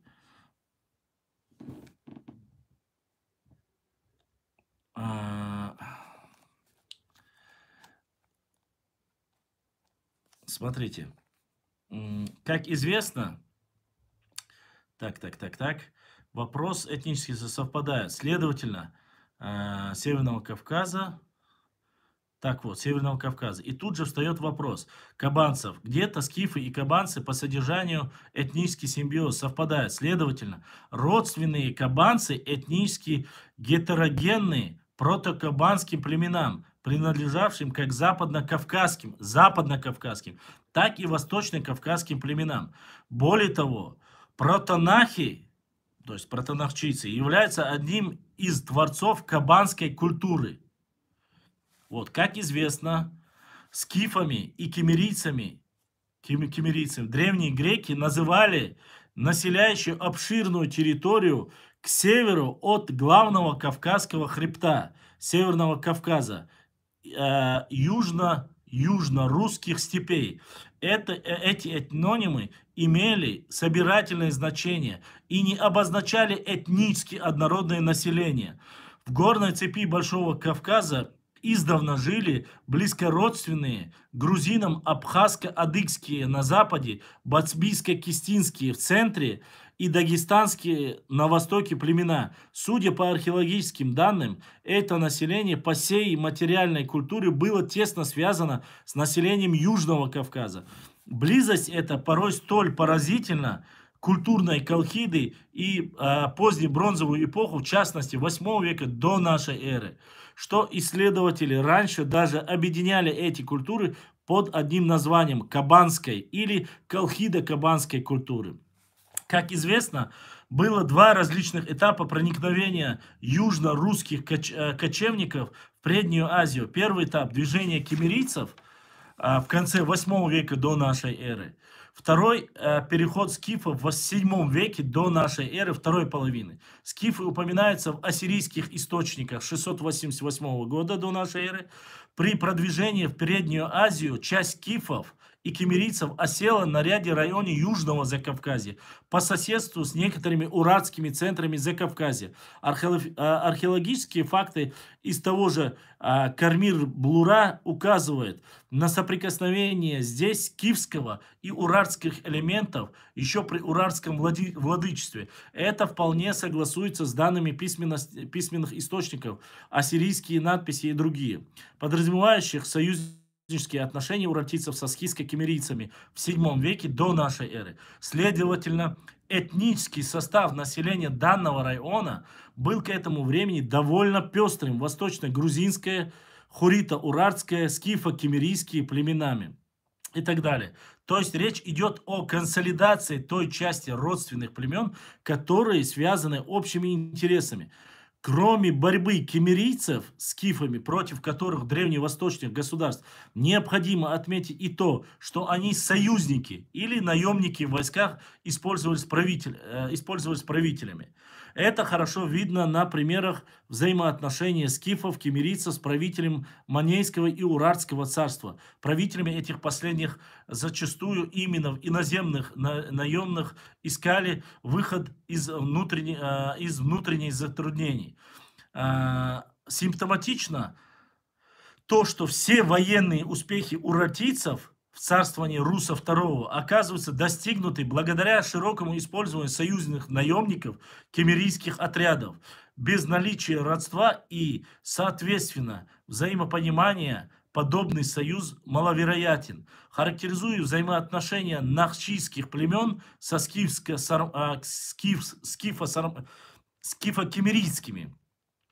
скифо-кемерийцами, необходимо учитывать следующее. Как указывает Меликашвили, впоследствии термины скифы и кемерийцы приобрели собирательное значение, обозначали, так как и поздний термин сарматы, жившие в этих краях, Северный Кавказ, как ираноязычные племена, так и население, говорящее на иберо-кавказских языках. По мнению греческих колонизаций севера Причерноморья V-II века до нашей эры, этническое население Боспорского царства было смешанным. Кроме греков, в него входили скифы, сарматы, синды, миоты.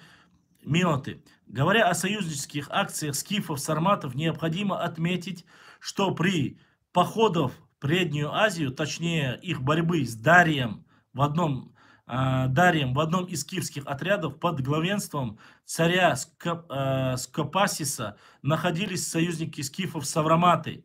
Теснейшее военное единство кочевников, продемонстрировавшие в войне с персами, бесспорно сложилось раньше и вероятнее всего на базе совместного участия в преднеазиатских походах.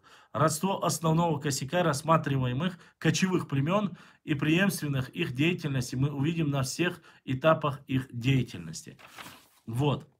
Само собой, эту книгу я вам показывал. Это очень сильная книга. Здесь рецензентами являются 3, 6, 8, 9 докторов.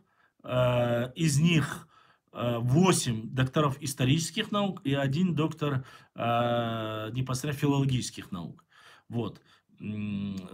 Зачитывать, я думаю, их не стоит. Тот, кто видел мои прежние эфиры, прекрасно знает, о чем идет речь. Там дальше идет и о сарматах. То есть здесь они говорят, что сарматы, скифы, сарматы, им нельзя придавать один окрас одной национальности.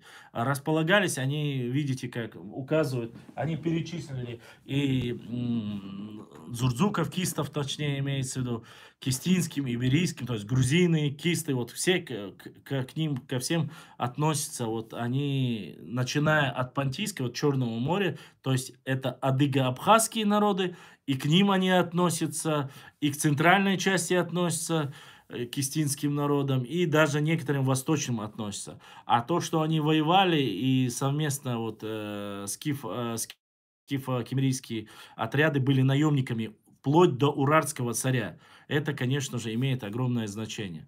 Вот так вот. Поэтому я надеюсь, для тех, кто непонятно, в дальнейшем каждый раз мы можем взять, использовать, проверить их для своего, как говорится, для изучения своей истории мы можем использовать их.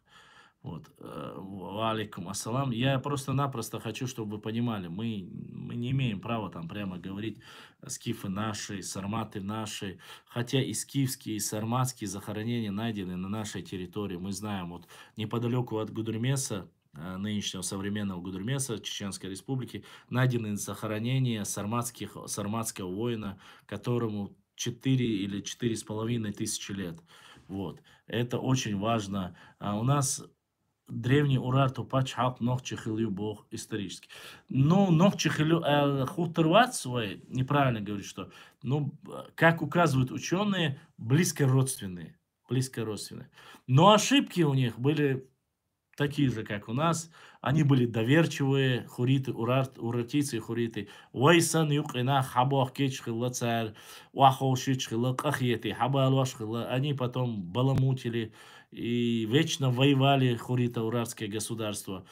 В войнах побеждали, но в конце концов произошло, они как государство перестали существовать из-за внутренних каких-то проблем, потому что так называемые братья внутренние разрушили государство изнутри. Ну, даци, мы вас круче, мы вас древнее, Бог, Шицуай Нахала, и разрушили это государство. Это передалось нам. Что касается воинственными, они были одним из первых царей, государственность появилась у урартийцев. Это все было. Архитектурные, культурные какие-то, вот то, что я, по крайней мере, видел из видео, фотографий, рисунков, наскальные вот эти башни, они совпадают, тоже очень сильно смахивают на наши, которые в Итумкалинском районе особенно, которые на отвесах, прямо в очень сложных местах строились неподалеку от воды. Поэтому это очень, вот, совпадений очень много. Ну и само собой, у хурита урарский язык нету совпадений фактически ни у кого, кроме как в основном самое большое совпадение это с нами. Значит, Башлам, на территории нашей родины Нохчичую можно найти практически всех народностей. Ну, не всех народностей, более воинственных, таких выдерживающих. А так, по сути, да, ты не забывай, Хазарский каганат, Аланское царство, сарматы, скифы, ну кто там, кого только не было. Да, абсолютно верно. Тербу. Много слов совпадающих. Над этим работают сейчас наши ученые. И Хасан работает, Бакаев, и Сигаури вроде бы тоже работает. Там они уже за 200 слов уже нашли совпадающих. Это очень значимо. Аланы, само собой. Ну, Аланское царство оно состояло. Поэтому сегодня сказать, что Алла Сарматы это мы, скифы, это мы, видишь, они говорят, они пришли с южной России. Ну, российские историки вообще говорят сарма, скифы, что это вот южные племена, российские племена. Вот. Что это их. Ну, опять же, я же говорю, этот академик или профессор, который Кумык зашел ко мне в эфир и начал со мной говорить, он утверждал, что гунны и кемерийцы, это, что они потомки гуннов и кемерийцев, а он сам Кумык.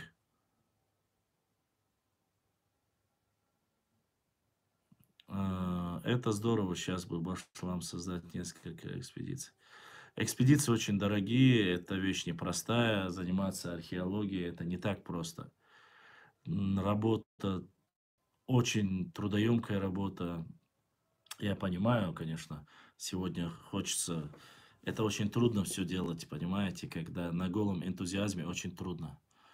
Ты такие вопросы задаешь. Бах. Поэтому мне, конечно, и нам сидеть и говорить, вот бы экспедицию отправить, вот бы это сделать, вот бы то сделать. Но вы не представляете, как это сложно. Реально, это очень сложно. С учетом того, что в советское время такие экспедиции, конечно, можно было еще снабдить, там, с ночевкой, выезжать и так далее. Я про тебя, Башлам. Какие вопросы я задаю? Я вопросы не задаю вроде бы. Я отвечаю на ваши вопросы. Я понимаю, брат, очень хочется узнать побольше. Вот. Все, понял, все, Расул, хятал.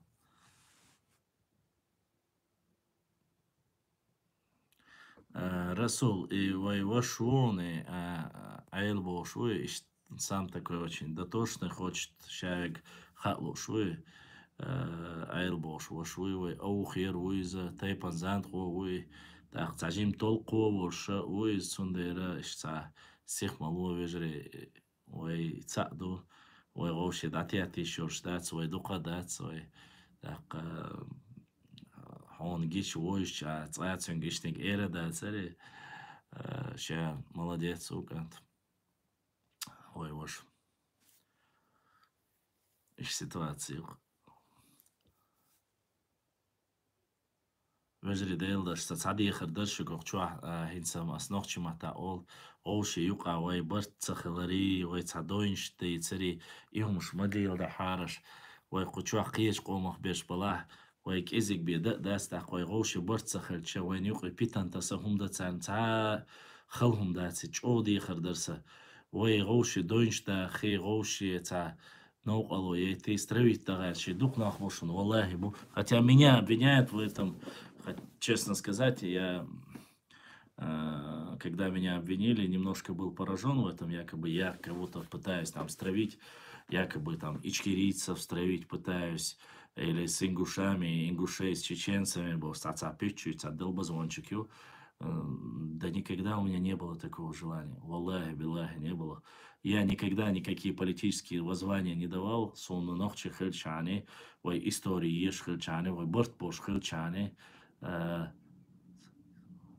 Башлам, Айл Ватс, из Ватс. Расулик Барас, Айлик Мацебарас.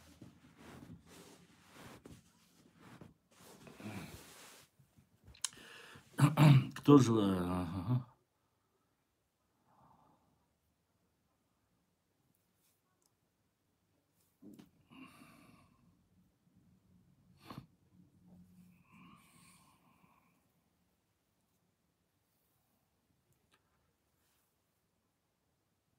Ситуацию. Конечно, Кавказ это некий вот узел, ладно, шутки мы. Это какой-то узел, где столько во время переселения народов фактически все проходили через этот Кавказский узел, одним из, с учетом того, что не забывайте, Закавказье, Кавказ, место всегда и геополитически привлекало внимание. И шелковый путь проходил здесь, то есть тут много всякого было. Поэтому взгляды, влияния всегда пытались здесь распространить, как Персия, Османская Турция и Царская Россия. Все время вот соприкосновение вот здесь на Кавказе происходило в основном. С переменными, конечно, успехами, но в конце концов Россия дошла к Вюйцергвацу. Хоца Вюйцас, Вольф АЗРВ, Хоца Вюйц, Айл Борз Элла Гуас Вюйчвек. Цюнг хатнир и Айл Борз больше. Гу цюнг Элер, ты такие вопросы задаешь. А Вюйцек и вор вежри.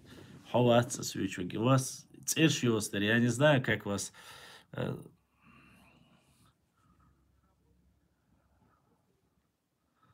Короче, у вас, походу, своя тема. Я, когда увижу вопросы к себе, буду отвечать тогда.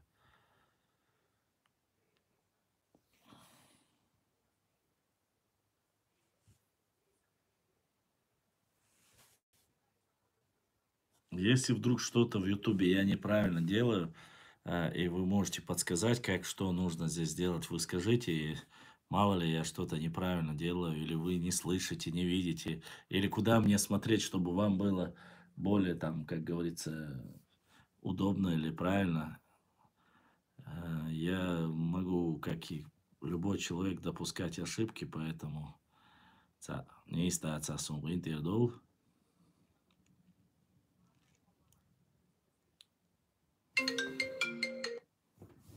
Как мобилаш? Да. Карат sayına sonu. Karam sayına. Etso akhdin عليها خقصي كار sayına sonu.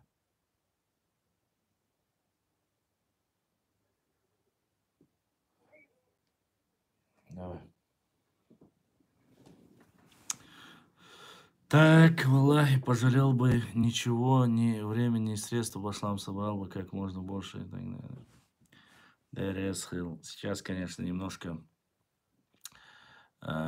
сложновато с этим, конечно, но Удирду. Все, как говорится, шадек дели гарду, рицка Аллах яду, илм Аллах ярду, вайн хуаг вайдуется, дуца учун вайдаум дать. Вот. А так мы попытаемся рассказать максимально вам интересное, важное. Мы же можем не обязательно вести. Я думаю, YouTube не заблокировал. У нас есть некоторые книги, какие-то эфиры мы будем показывать, прямо показывать башни, потому что у вас нету книг этих, допустим, транслировать эти книги цветные, хорошие, они у нас есть книги, которые подарили наше оружие, наши башни, вот, хорошие книги, которые благодаря вашей поддержке, донатам и так далее мы приобрели. Я буду вам как карту сегодня показывал, буду показывать. Надеюсь, что вам это будет интересно, потому что не каждый, кто живет в Европе или в России, может себе, а некоторые книги вообще ограниченные, как говорится, количество ограниченное. И тем самым, по крайней мере, ознакомив вас с реальными историческими, как говорится. Сейчас я вам, сейчас минутку, подождите. Ну, как пример покажу вам. Так.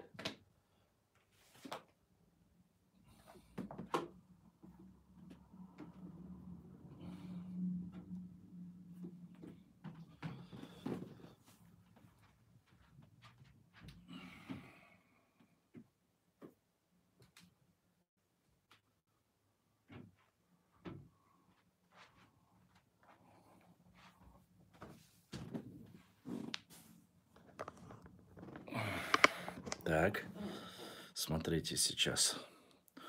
Например, вот, смотрите, у нас есть, я вам показывал, да, книга, подождите, вот, каталог объектов культурного наследия Чеченской Республики, видите, да, вот. То есть, чтобы не было, что якобы Башлам там берет у кого-то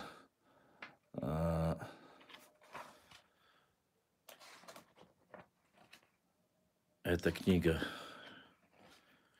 Ну, например, смотрите, вот книга. Смотрите, это написано Веденский район. Чтобы было понятно. Веденский район, Хой. Видите? То есть архитектурный комплекс находится в селении Хуай, Чеченская историческая область, Чеберлой, Веденского района, 40 километров юго-восточного района, введено в окрестности озера Казиной Ам. По преданию, селение Хуай в переводе «Стражники» было основано в Средневековье как пограничное сторожевое селение, стоит на самой границе с Дагестаном. Оно же до сегодня в разрушенном руиновом состоянии напоминает неприступную крепость, боевые жилые башни и так далее и тому подобное. Вот, смотрите. Мы вот видим вот такое, смотрите. А вот смотрите, как оно выглядело. Вот смотрите. Как говорится, с высоты птичьего полета. Вот. Смотрите, здесь же у нас есть состав комплексов. Примерно вот как показываю, чтобы, да, чтобы знали. Вот они, какие они, вот наши красавицы, башни. И здесь не забывайте, смотрите, сейчас, ага, чтобы было понятно, зеркально как-то отражается. Мечеть, 12-19 век, видите? Башня боевая, 12-19 век. Чтобы башня жилая, 12-19 век.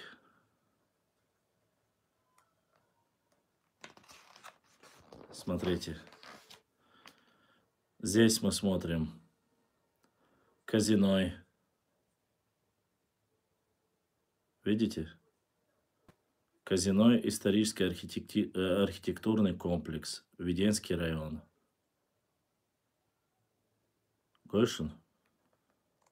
И вот так, да, сейчас я вам все, как говорится, и наше чеченское Нохчи озеро Казиной Ам, видите? там на развороте. То есть я вам буду потихоньку показывать, но сейчас я все не смогу вам показать. Ну и так далее, и так далее, и тому подобное. Здесь итумка лишь нижний туга. Видите?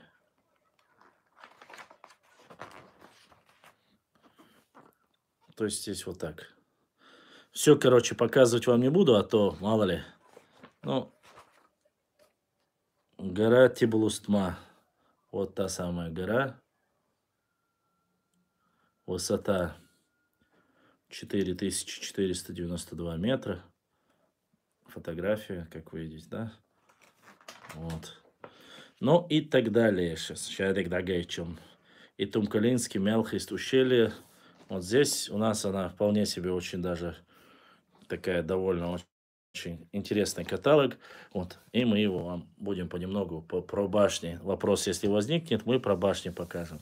Допустим, посмотрите, книга напечатана нашим мухаджиром, который живет в Турции.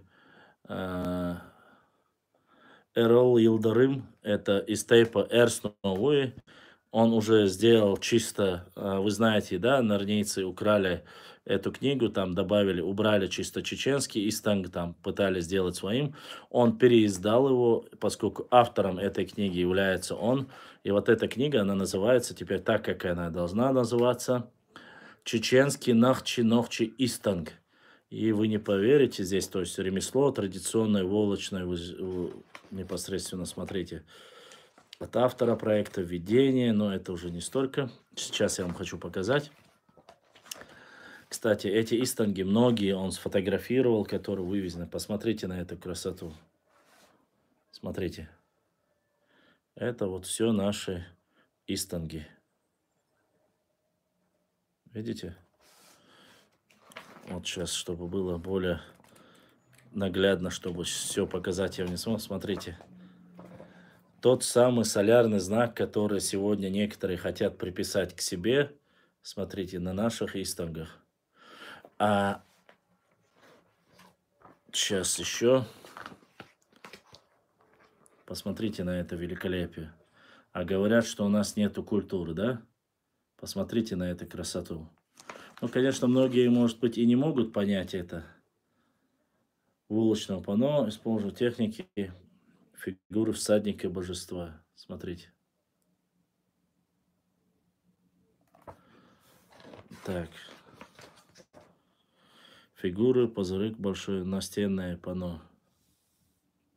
Это у нас нету, да, культуры? У нашего народа нету культуры, да? Это все это наше сырье, тарга, сырье, видите, смотрите, написано сырье, тарга, шерсть. То есть очень хорошо написана книга, очень хорошо написана книга. Кто-нибудь помнит, кто живет в горах, наверное, прекрасно помнит, да? Тарга бу халкошку, что еще? Истал тарга есть. Вот.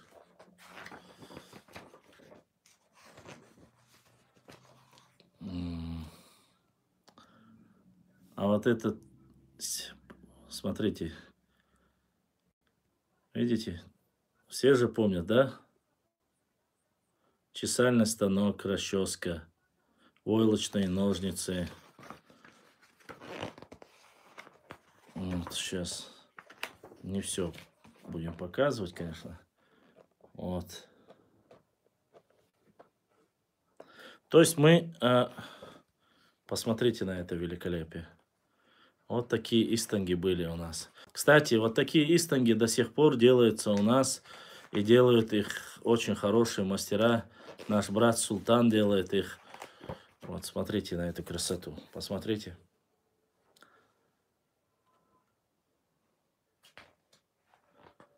И это все зафиксировано. Он сфотографировал. Все это собирал очень долго. Кропотливо. Каждый рисунок, каждый узор. Смотрите, видите как? Какие разнообразные цвета. Так что, вот так, мои друзья. Интересного у нас. Это Эрол Йылдыр. Это потомок нашего мухаджира. которые уехали, которые уехали, стали мухаджирами еще со времен Кавказской войны, потомки тех самых. Он из тейпа Эрсно сам, Нохчи. Он известный, очень известный. Я про него статью написал еще в Инстаграм. Вы, может, видели, может, не видели. Вот, как говорится, мы не просто так там откуда-то взяли, там, фонема, не фонема и так далее и тому подобное. У нас есть доказательства, у нас есть основания, есть книги из документов. Вот, ну, всех секретов выдавать не будем, как говорится. Конечно, если у меня есть книга, я пытаюсь это показать, до всех довести, потому что мы всегда говорим культура, культура. А что подразумевает под собой культура Нохчи народа? Что в него входит?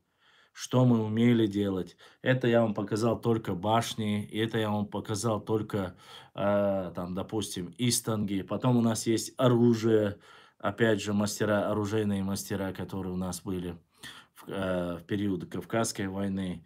Вот. У нас есть и про дикую дивизию, есть и научные доклады. Поэтому все будет, я вам, да, обещаю, интересно еще впереди. Возможно, вы некоторые вещи знали, возможно, вы не знали этого, но интересно, как говорится, еще впереди. Я каждый раз говорю об этом, просто времени не хватает, все вот одновременно, когда ты вбухиваешь, бывает трудно. Когда люди задают вопрос, я бы вот, что ты знаешь об этом, что у нас есть по этому вопросу, тогда мне бывает проще. Самая большая проблематика, это, конечно же, с картами.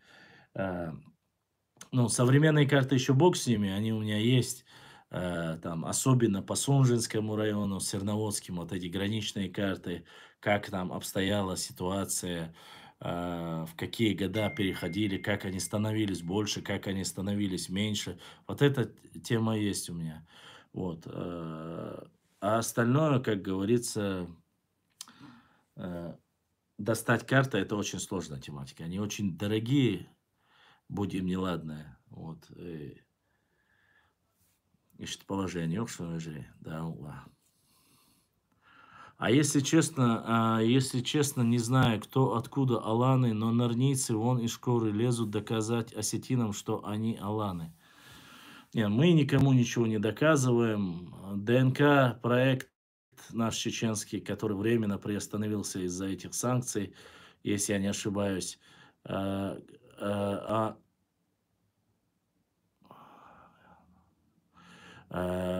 Этот показали, когда раскопали аланские могилы, какие кому принадлежат и кому ближе они. Оказались, что к нохчийским тейпам, таким как Гвардло, Шоной, Эшбатой, к ним относилась эта ДНК Мазархой, ну, те, которых есть. Вот другие огромные захоронения, ранние аланских захоронений нашли на территории нашего натеречного района. Мы никому ничего не говорим, не утверждаем, но у нас памятники есть. И, насколько я знаю, с советских времен столицей Маас, Магас, Манас по-разному называют. Маас находится, мы знаем, да, Нохча Алганюртёрча находится в этой области, все доказывали. Других пока доказательств, что они существовали, никаких археологических никто не может найти. Делама Яхдович Нахью и Нарнич все своровались нашей книги, повесили истанг на стене, ведут эфиры, оригинал находится у нас. Но видите, в чем проблема? Когда вот раскрываешь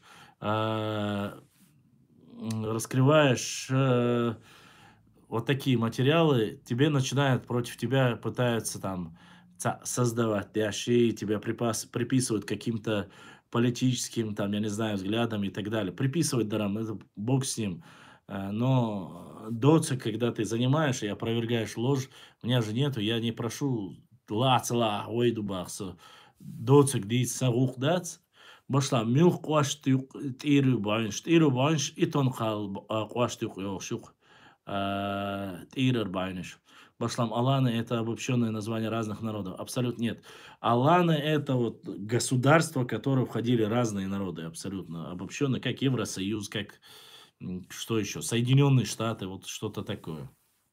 Даже и Россия. Вот Россия, мы говорим, ну, Россия же не только русские проживают в России. Проживают очень много разных национальностей.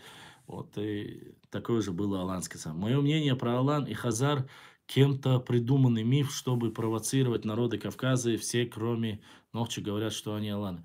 Да нет, они не придуманы. Они в истории есть, доказательства есть. И если у тебя есть, как говорится, эти археологические какие-то материалы, карты, ну, очень сложно говорить, что этого не существовало.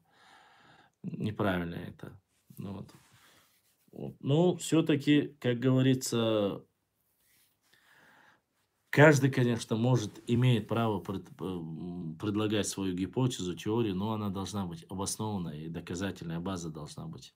Если нету доказательной базы, то, конечно же, с этим большие проблемы.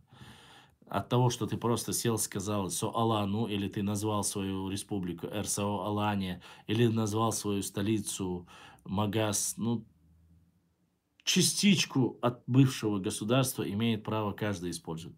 Начиная там балкарцы, карачаевцы, вполне возможно, я без всякого вот преувеличения говорю, и адыги могут к этому говорить, что они тоже частью относятся, и балкарцы могут, и черкесы, ой, и карачаевцы могут, и осетины могут, и ингуши, и чеченцы, и даже частично могут говорить об Аланском царстве и дагестанские, потому что сейчас северную часть все отдали Дагестану. Раньше они, конечно, не были, никогда не было это Дагестаном, но времена меняются. Хорошие лобби м, не воюют, в принципе, имеется в виду, не сильно возмущаются там, независимости и так далее и тому подобное, они не объявляли.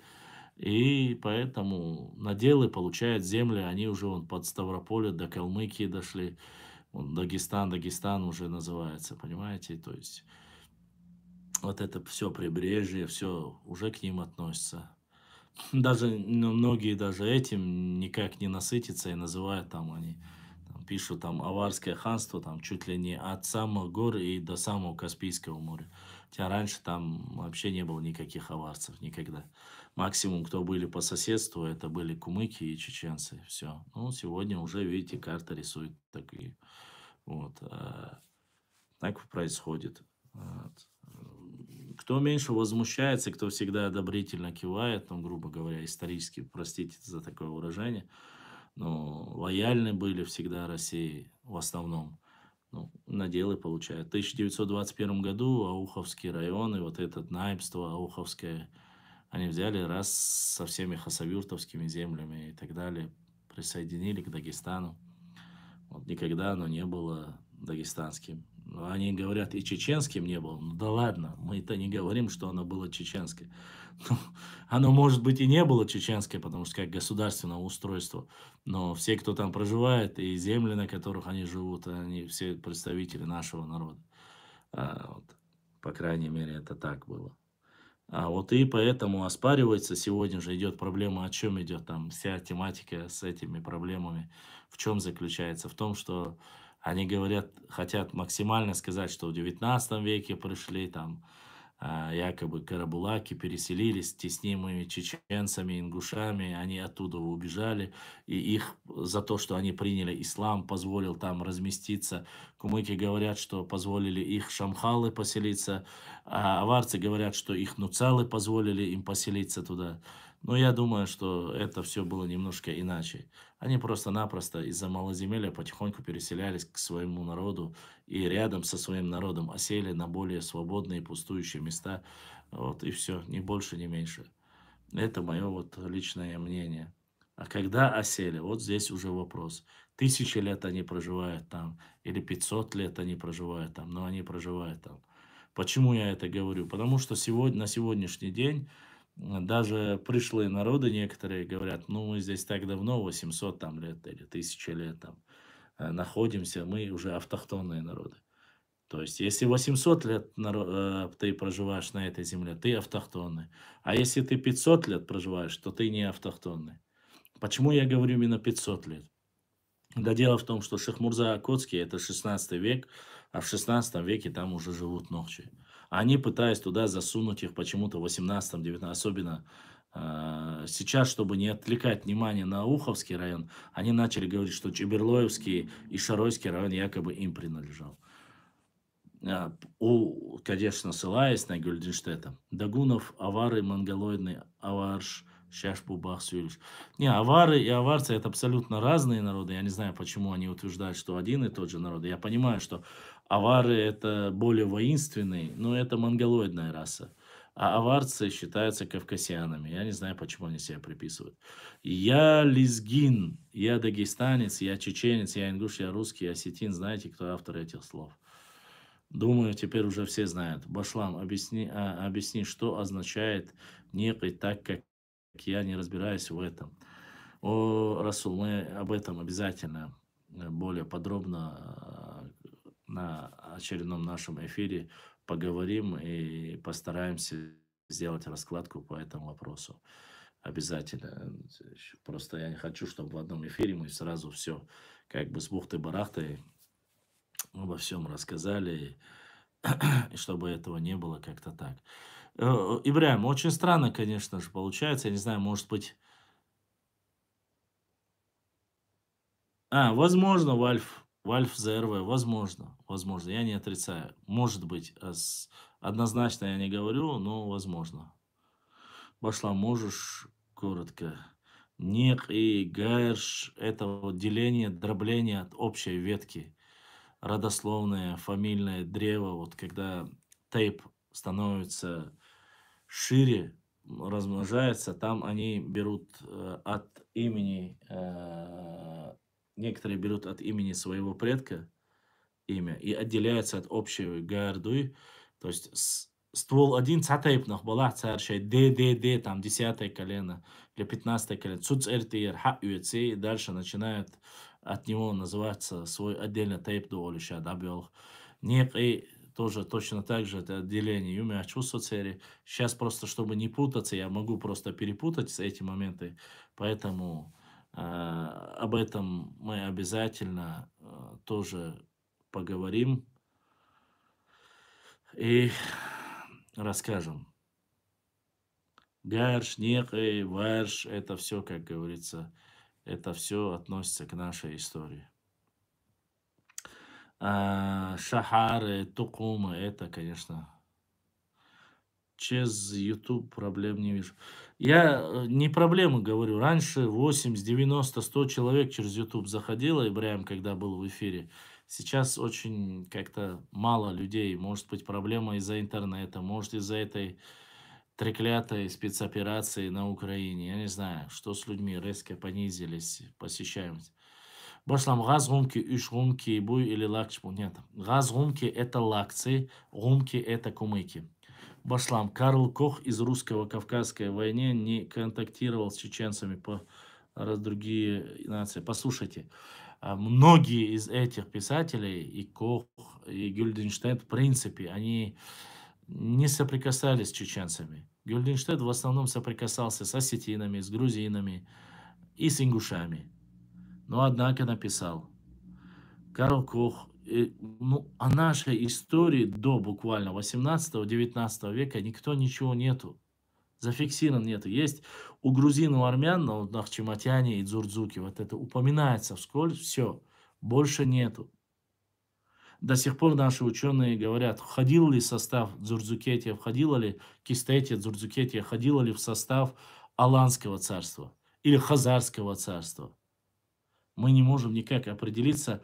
Некоторые говорят, что входило в состав, но мы тогда, если входило в состав, мы не можем акцентировать работу других историков, которые утверждают, что у чеченского народа всегда была военная демократия.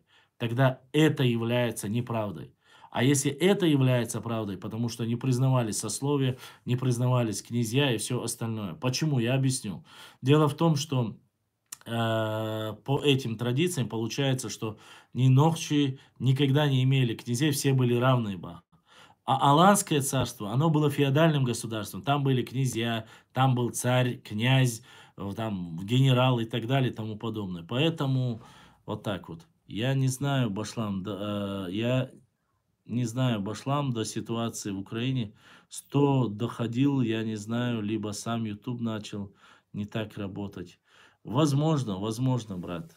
Гюльденштейн в 1770-м также пишет, что ингушей также называют себя халха. Наверное. Ну, его в сопровождении вроде бы говорили, были двое ингушей. Где-то я читал его автобиографию. Вот. Вот. Феодальным было.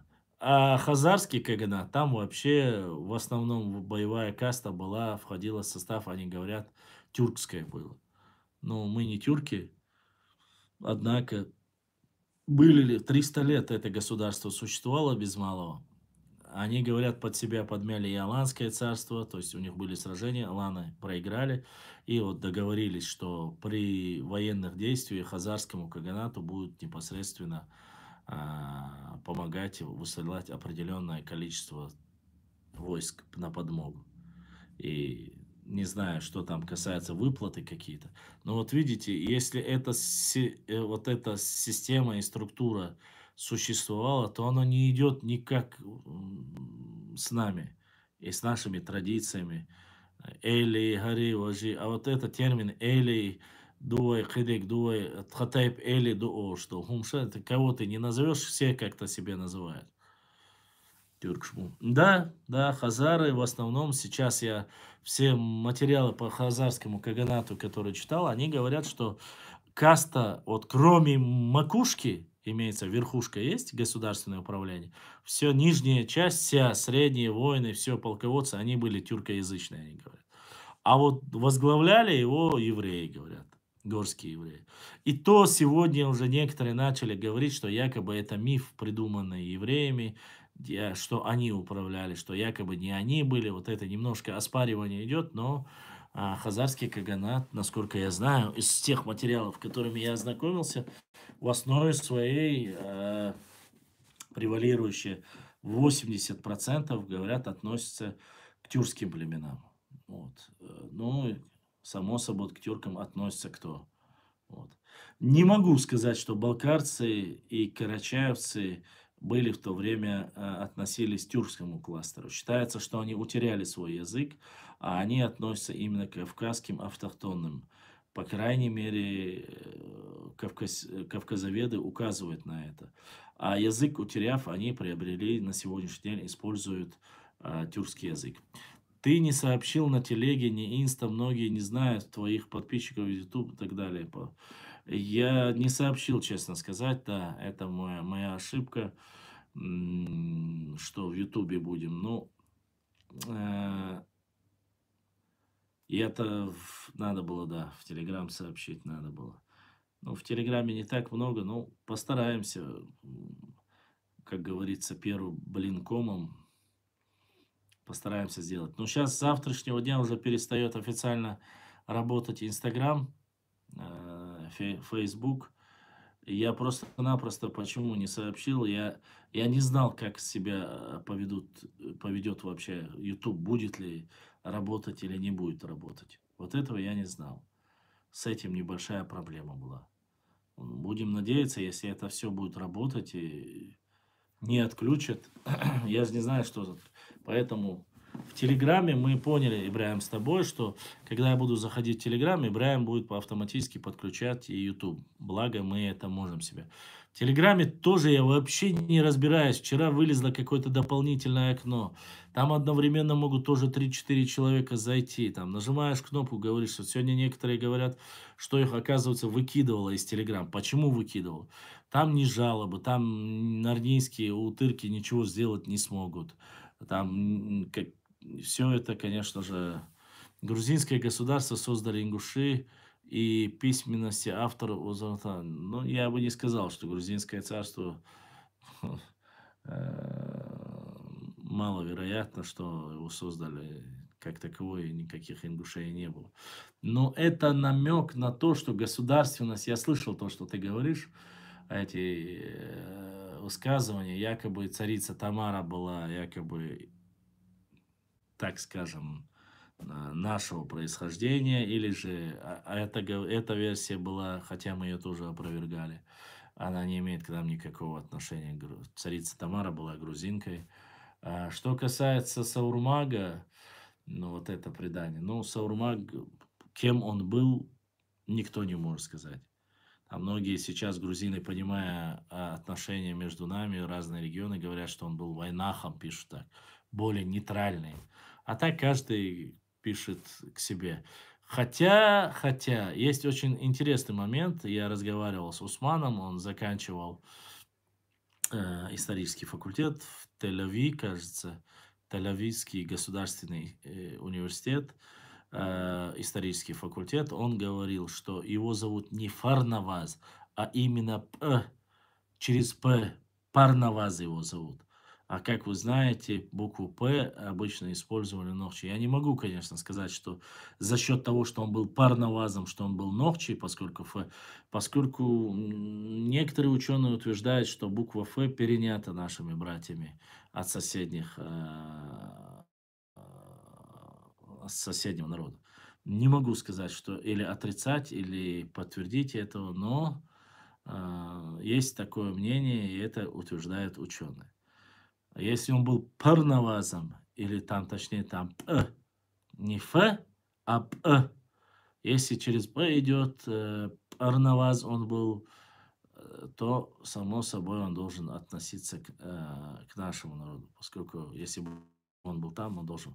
Но сейчас некоторые пишут уже через Ф, Фарнаваз. Вот. А там в источниках грузинских, говорят, упоминается он как П. Вот. Опять же, треклятая буква Ф мешает.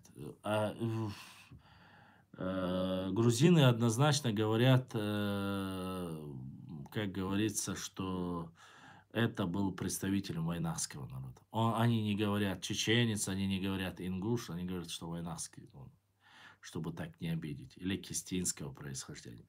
Карты грузинские я вам показывал, где указано Кистебия, Кистетия, Дзурдзукетия. Я и закидывал, и сегодня закидывал. Пост вы могли видеть его на Телеграме. Поэтому Дзурдзукетия, в начале Дзурдзукетия, а потом уже Кистетия, называли и чеченцев, и ингушей. Сегодня, конечно, тот, кто хочет более удревниться, пытается это выдернуть, но это ерунда, конечно. Это историческое общее название чеченцев и ингушей. Мы-то были единым народом в то время, потом раздробили и так далее и тому подобное. Башлам Гюльденштейн пишет, что ингуши, халха, ой-ой-ой, обычаи употребляли щиты на войне. Халха – это самоназвание монголов. Да, я читал об этом, Расул. Я читал об этом, есть материалы. Ну, я не хочу никого обижать, как ты знаешь. Что бы я ни сказал, это сразу начинают, он оскорбляет, он это делает, то делает. Владя оскорбляю, я никого. Просто история есть история.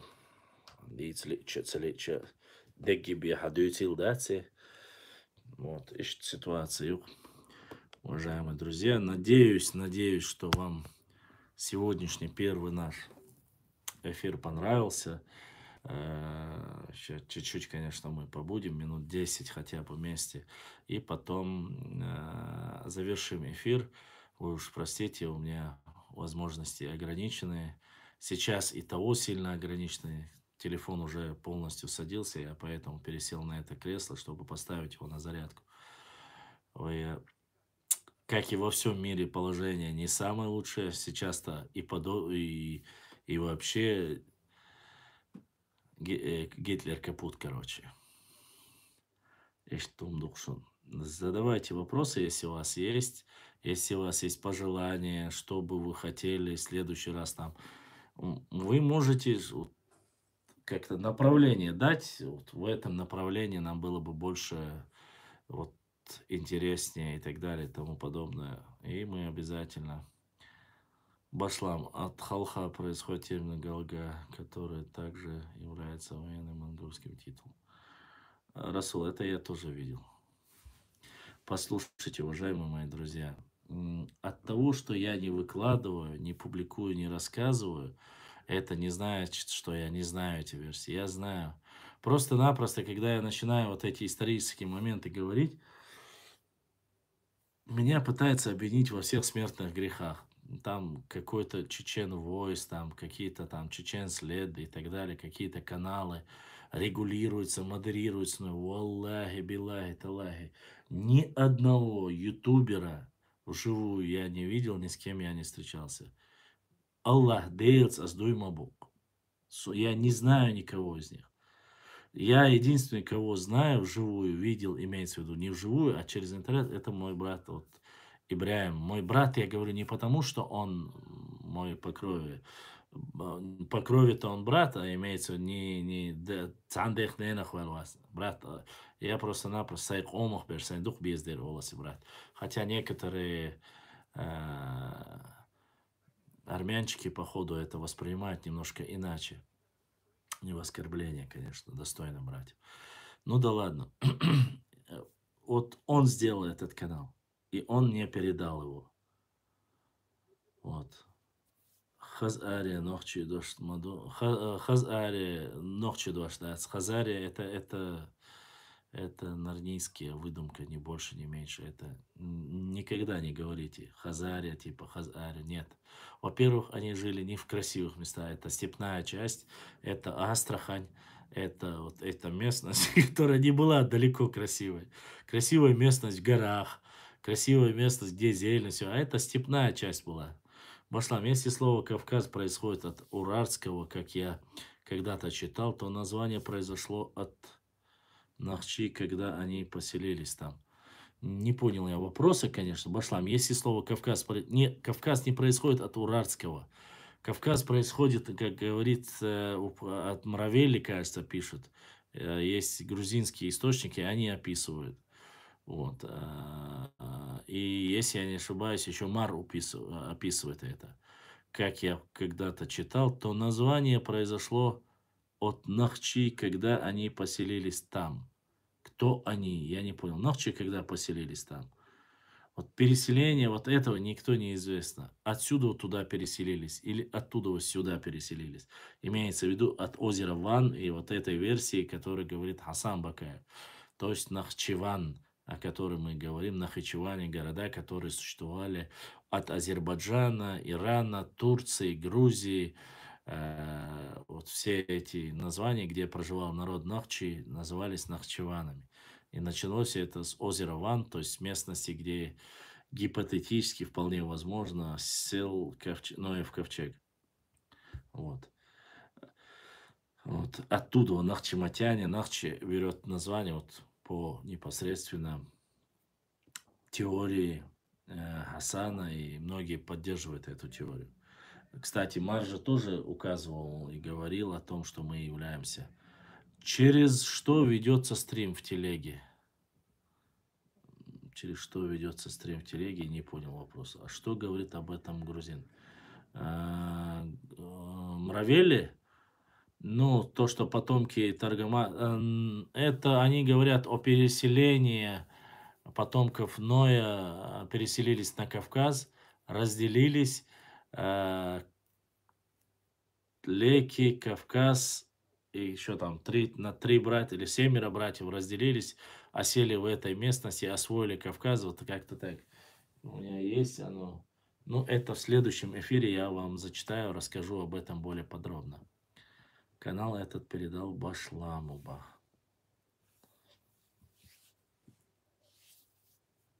Вот как-то так. Башлам, если про нас рассказывают сказки, то мы обязаны говорить правду, не боясь кого-то обидеть.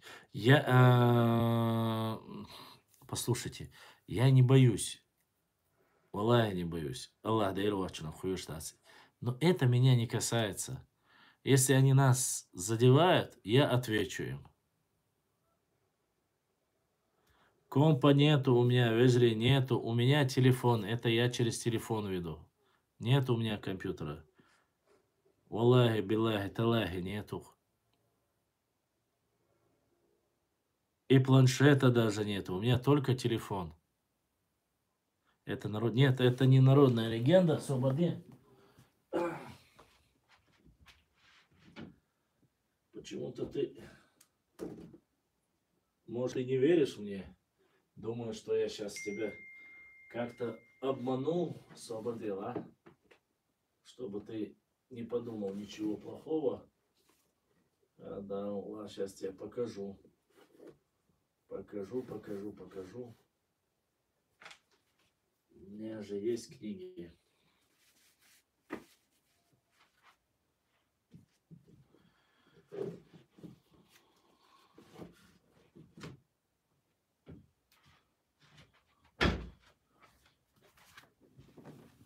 Есть такая книга, вот она.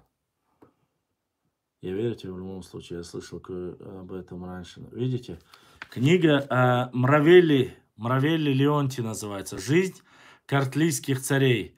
Извлечение сведений об абхазах, народах Северного Кавказа и Дагестана». Я сейчас постараюсь здесь о Кавказе. Есть ли здесь описано?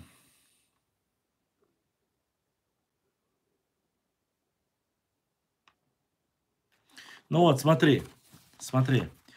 Здесь указывается сюжетная линия жизни картлийских царей в общих чертах сводится к следующему. Кавказские народы, армяне, картлийцы, раны, маваканы, эры, мигрелы, леки и кавказианы были детьми одного отца, которого звали Таргамас, в котором через отца своего Таршиса и деда Иофета восходили к библейскому Ною. Нох пою мархабы бубах цариш.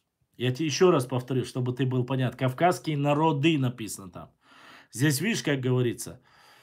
Кавказские народы перечисляются: армяне, картлийцы, раны, мавканы, эры, мигрелы, леки и кавказиане были детьми отца, которого звали Таргамос, и который через отца своего Таршиса и деда Иофета. Иофет был сыном, как вы знаете, мы сегодня читали, был сыном непосредственно пророка Ноха, алейхиссалам. Вот как раз таки об Иофете мы сегодня зачитывали в той книге. И еще Мар, как раз таки российский ученый, профессор Мар утверждал, что есть ефетитские народы на Кавказе, и среди них есть, опять же, кавказиане и чеченцы, нохчи, к которым относятся как дети Иофета. Ефетитами их называют, ефедидами он называет, то есть потомками Ноя непосредственно, вот, указывается. Из многочисленного потомства Таргамаса особенно выделились 8 его сыновей, братьев, имена которых выведены из названий наиболее важных этнополитических регионов и племена Древнего Кавказа. И их начинают перечислять: Гаос, Картлос, Бардос, Мавакан, Эрас, Лек, Кавказ, Эгрос. Это вот он перечислил 7. Такова основа генеалогического древа народов Кавказа, сконструировано автором хроники по образцу известных до него аналогических схем. В дальнейшем из этого общества ствола Мравелли выводит ветви побочных генетических, ну и так далее и тому подобное. Ну, остальное я вам потом расскажу. Все рассказывать не хочу. У нас есть все книги, у нас есть возможности вам и Мравелли зачитать, и Джавахашвили зачитать, и Гумбу зачитать. Ничего, ни одной копейки, рупии, ничего за того, что было задоначено, мы мимо не пропустили. Покупали, книги приобрели, положили, все. Для того, чтобы в нужный момент, когда люди начнут спрашивать, откуда Кавказ, откуда Лек, откуда вообще это взяли, придумали это чеченцы, не придумали это чеченцы, взять просто-напросто книгу Леонтия Мравелли и зачитать его. Планшет, компьютер, Кресси, Йойтер, Яцбах. Это неправда. Планшеты продают, компьютеры продают. Apple не прекращает свою продукцию, она очень сильно подорожала. Ва алейкум ассалам, шейх Мансур.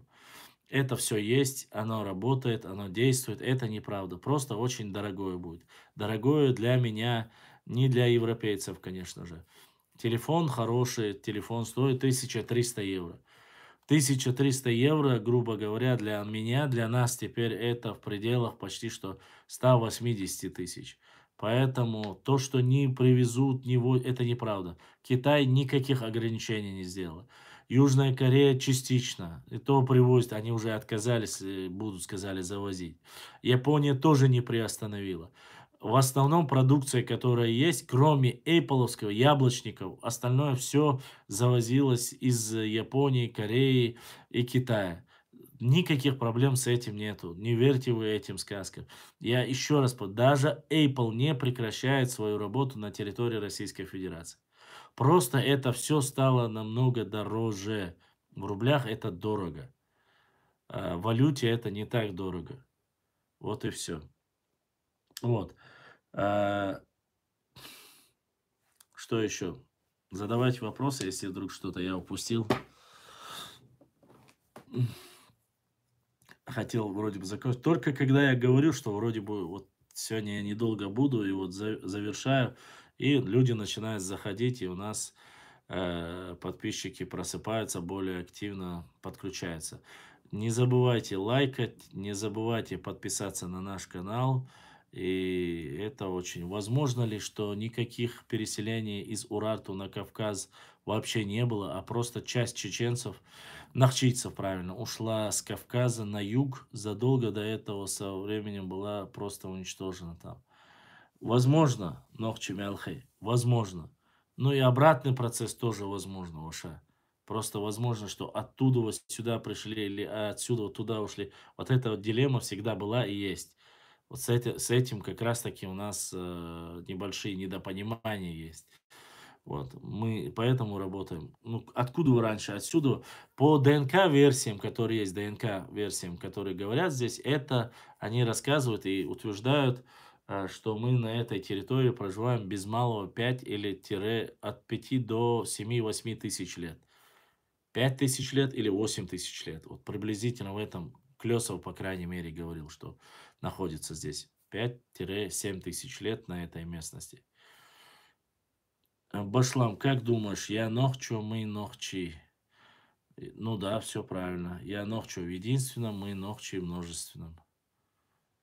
Если ты АО говоришь, то это никакой разницы нету. Просто более архаично звучит через А. Более современно звучит через О. Вот и все.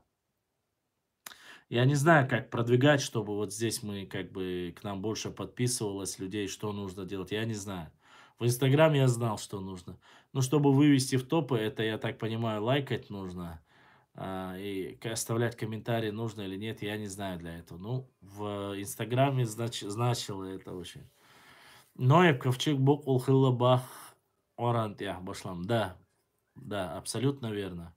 Ноев ковчег, тот, кто верует в Всевышнего Аллаха и считает себя мусульманином или монотеистом, то отрицать потоп и Ноев ковчег не вариант. То есть это богохульство, во-первых, тут дело даже не в истории. Это было башлам. Башлам, переселение отсюда возможно, если действительно ковчег остановился здесь. Вот в этом-то и проблема. Был ли ковчег здесь или был ли он там. Об этом мы очень много говорили. Но, как говорится, но на Кавказе все народы есть по Леонти. Значит, Кавказ должен быть истоком. Да, но на Кавказе все народы есть по Леонти, да. Но Кавказ, он один из. Ва алейкум ассалам, сидал нохчи кам нохчи че. Ва алейкум ассалам, ва рахматуллахи ва баракату. Ислам, странник, дърмяцу на язенстве.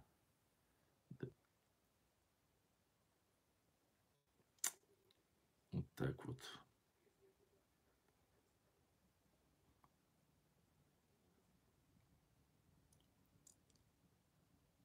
Очень приятно, Бюстих Хилшу Масерахал. Очень приятно видеть, да, странник ислам.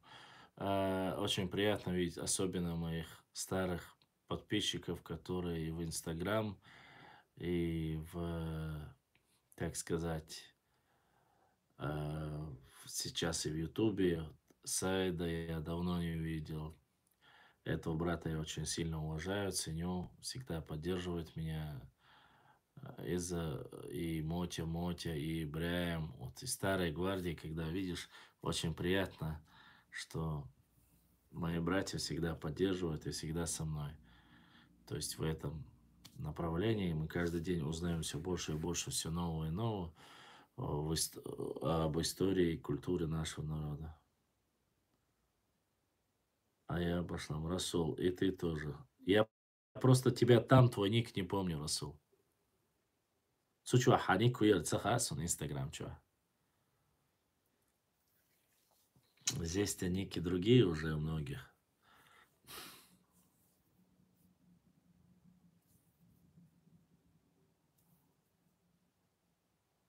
Гладиатор, валейкум ассалам. Я там никогда не был. А, ну тогда как я могу тебя знать, если ты там никогда не был?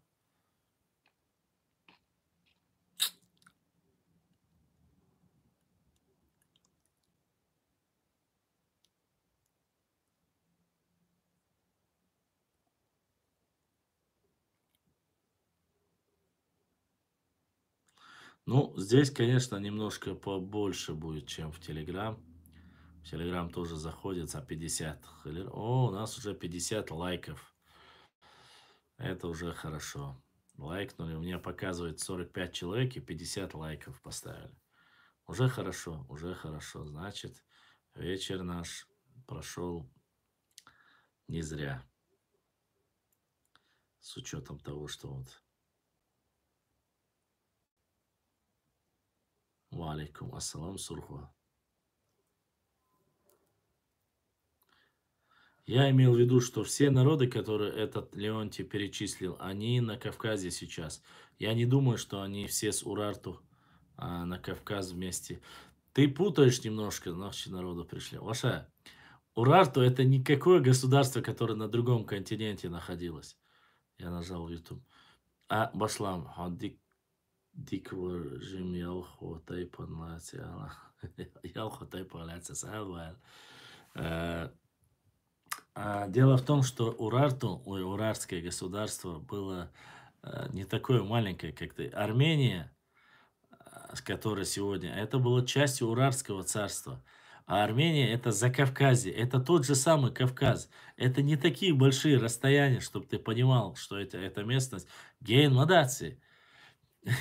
Это вот, как мы думаем, это не разные континенты, это не так далеко. Это Армения, Нагорный Карабах, это улямы. Азербайджан. Разве Азербайджан далеко?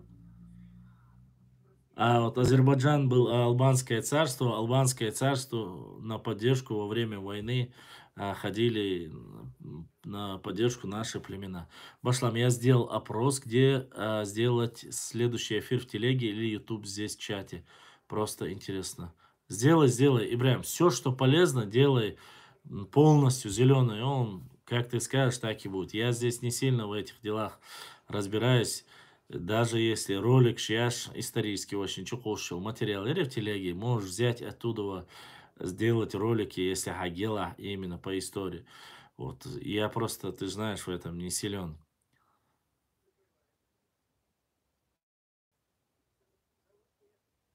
Башлам обязательно в Ютубе. Вот. Так, что у нас? Больше глава КГБ генерал для штурма Берлина подарил.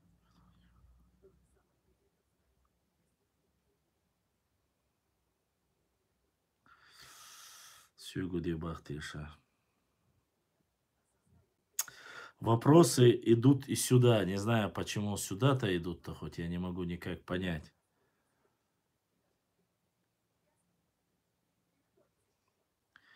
Мой номер есть у всех желающих. У меня виза, карта работает. Вот сюда прислали сообщение. Виза работает, MasterCard работает у меня. А PayPal уже должны были закрыть в ближайшие дни. Уже они пытались, говорили, 18 числа они закроют. Вот. Телефонный номер тоже, в принципе, есть, не проблема это. Поэтому в Ютубе пошла. Я с радостью проведу эфир в Ютубе, уважаемые мои друзья. И даже здесь кругозор как-то больше показывает. И схалдываться, просто нам нужно собрать, давайте, как раньше, мело соберем побольше людей. Надеюсь, вот следующая пятница у нас эфир. К этому времени давайте хотя бы за 100 человек соберем. Если мы активно будем, как говорится, всем говорить, ох, что, а душу он собираться, пускай подтягивается, будет интересно. Как сильна теория, что чечен от Цзин? Не сильна. К сожалению, не сильна теория это. Это не теория, это гипотеза. Теория это более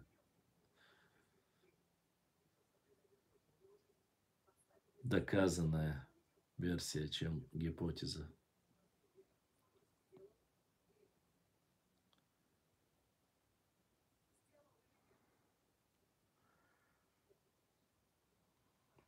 Вот.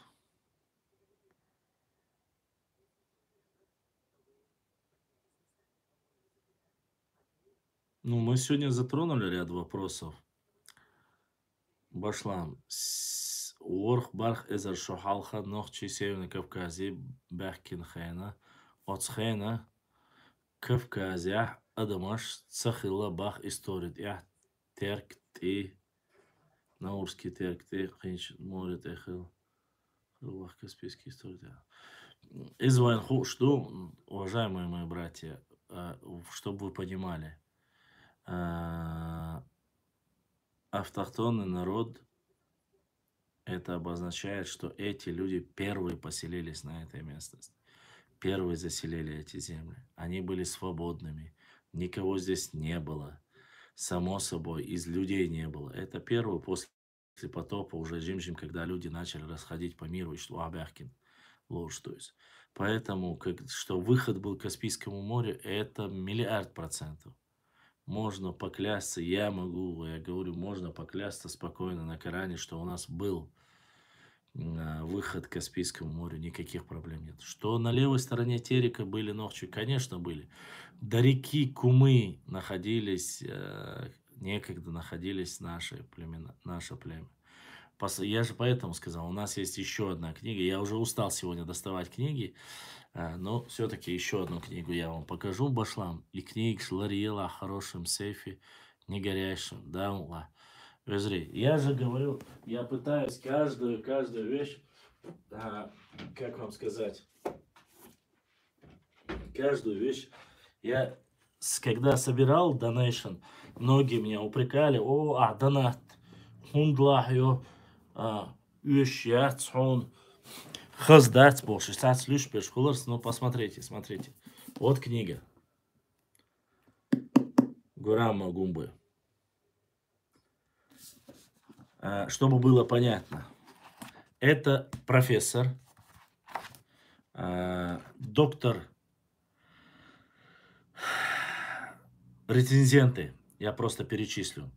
Доктор исторических наук, профессор, академик Академии наук Абхазии, Ачугба, рецензенты, кандидат исторических наук Цвинарии, Ахмадов, дальше.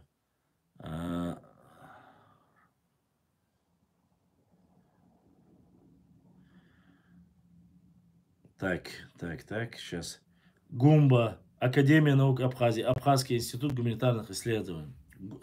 Гурам Гумба, не чеченец. Он написал эту книгу. Я хочу, чтобы вы понимали, сейчас книга очень, как видите, нехилая. И географию хочу вам показать. Здесь моя любимая тема, это, опять же, ладно, сейчас я вам, чтобы было понятно. Ага. Чтобы было понятно.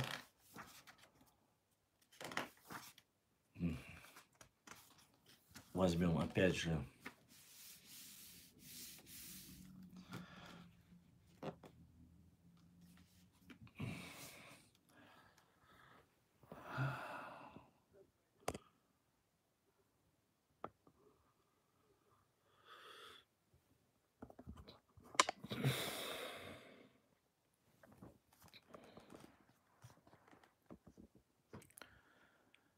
Чтобы было понятно.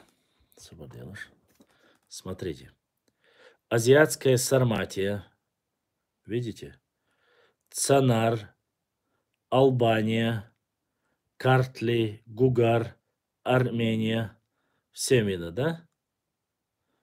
Это, что там написано? Южная граница Азиатской Сарматии по Птолемею. Греческий источник. Дальше смотрим. Спускаемся вниз. Смотрим. Амазонки, Аорсы, Сираки. Что написано? Нахчиматяне. Албания, Армения, Картлия. Видите, да? Псессы. Что написано? Нахчиматяне по Ашхарайцуцу. Смотрим дальше.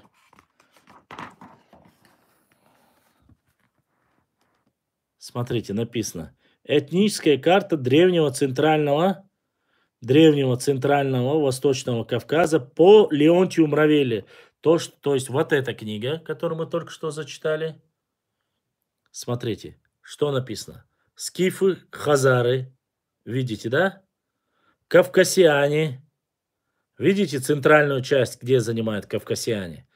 То есть это наши непосредственно предки. Где находятся леки? Это современный Дагестан с выходом, видите, да, Дербент. Вот это поэтому. Дальше. Смотрим. Дальше смотрим. Малхи. Название. Аорсы, Сираки, Миоты, Адыги. Леки, Леги, Дагестан. Видите, да? Албания, Армения. Это у нас Малха, Махли, Лукиане, Самостойская, Уклевада, Элита. Видите? Дальше смотрим.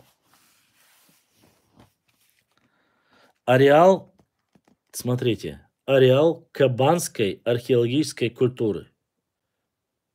Вот чтобы было видно, у нас кабанская культура это номер 3. Посмотрите, где находится кабанская культура. А некоторые люди сегодня шибанутые головой хотят сказать, что кабанская культура не относится к Нохчи народу. Смотрите, где найдено. Кабанская культура вплоть до Ведено. Видите? Вот, все это кабанская культура. Дальше смотрим. Самтаврская культура, видите? 4. Самтаврская культура. Смотрим. Современный. В то время, само собой, это часть территории, чтобы вы понимали, вот здесь остров Чечень, это Чеченский полуостров, здесь не написано, но вот этот кусок, он тоже принадлежал нашему народу. То есть выход был у Нохчи народа туда. Смотрите, это мы видим. Дальше что? Кайкено-Харачоевская культура. Это 7. Смотрим. 7. Видите? Вот. Частично входит Дагестан. Ныне это тоже к нашей территории относится. Восточно-Кавказская культура. 6. Вот Восточно-Кавказская культура не относится к нам. 7 я показал. 5. Триолитетская культура. 5. 1. 4. 5 тоже к нам не относится. Колхидская культура. 2. Колхидская культура. И прикубанская культура это 1. Ладно. Дальше. Смотрим еще одну карту. Что написано? Расселение племен кавказской языковой семье в 4-3 тысячелетии до нашей эры. А вот теперь как раз, смотрите, хатско-абхазско-адыгские племена. Видите, верхние, да, вот здесь. И посмотрите, хурита-урартские племена где? Да. Вот так вот. Тогда сейчас.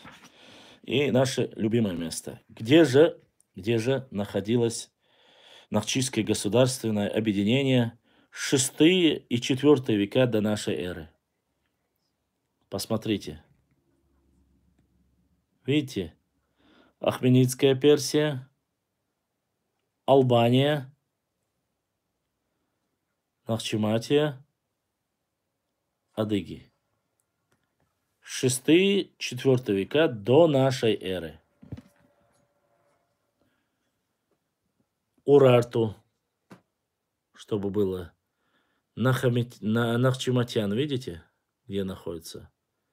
Урарту. Это все рядом. Понтийское море – это Черное море, чтобы вы знали. Вот здесь же находится озеро Наири.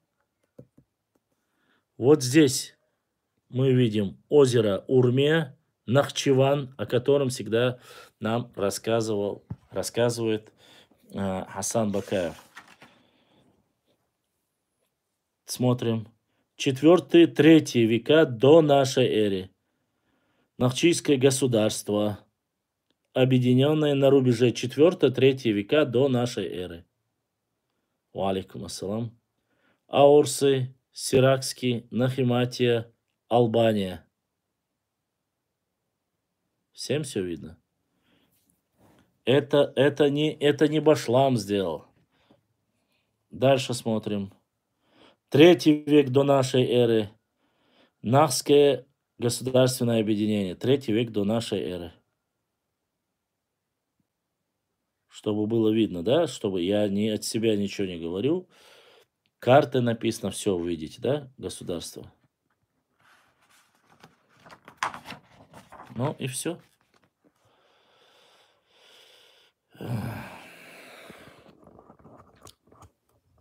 Конечно же, я это все вам не показываю, вот, грубо говоря, книги, вот эта книга, вот эта страница, уж. И умадочь. Я рассказывал все устно. Если люди думают, что мы от себя несем вот это все, ну, у нас есть подтверждение, можете проверить, благо все есть. Единственное, с названием, этнонимом, у нас, конечно, бывают небольшие разногласия, а так, я думаю, что всем все ясно и понятно. Вот. Книги, доказательства, карты у нас есть.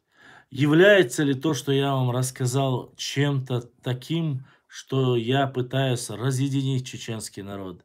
Или же сказать что-то плохое? Или политически обидеть наш народ?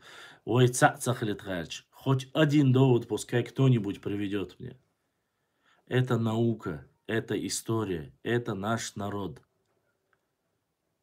Нохчи цахлдизер, единство нашего народа. Кто у нас по соседству жил? Как мы взаимодействовали? Какие племена нападали? При каких условиях? Кто заключал договор? Кто не заключал договор? Вот это нужно понимать.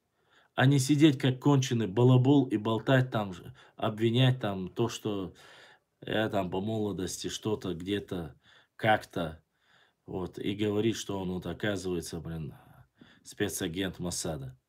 Даже если бы я был спецагентом Моссада, я бы абсолютно этого человека, вот, ноль, пустышка. Не позволяйте себя обманывать, изучайте историю, изучайте науку. Зачем это нужно знать? Я могу это объяснить. На протяжении 400 лет всегда люди, Марк, представляю, сколько у тебя, люди всегда, определенное количество людей, которые пыталось нас дробить, пыталось нас вот разделить, закинуть вот зерно раздора среди нас. Растворить наш народ. Растворить.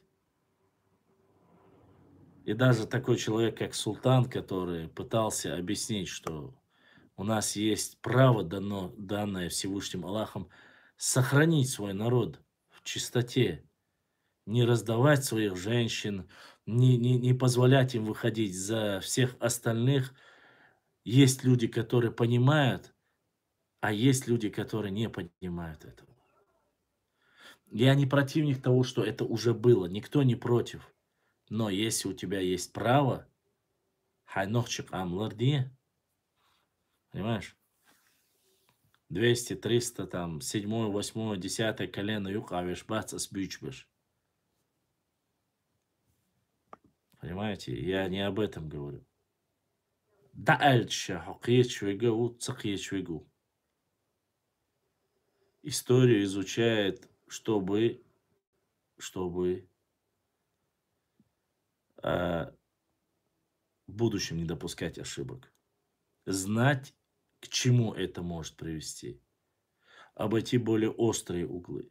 Для становления, укрепления твоей государственности или, я не знаю, что-нибудь. Каждый по-своему это говорит. Региональности. Вот. Ищешь ситуацию. Поэтому я думаю, что здравые люди, конечно, Моти мне как-то сказала, что опытные и зрелые люди знают, откуда этот дует ветер. Много раз в истории, много раз мы видели, когда определенное количество людей втягивало различные смуты, подставляло и никак не давало нашему народу встать на ноги. Вайлардал диез цунах, вай хайкалдаш худиез цунах. Цундера дикчумни хайкудиез.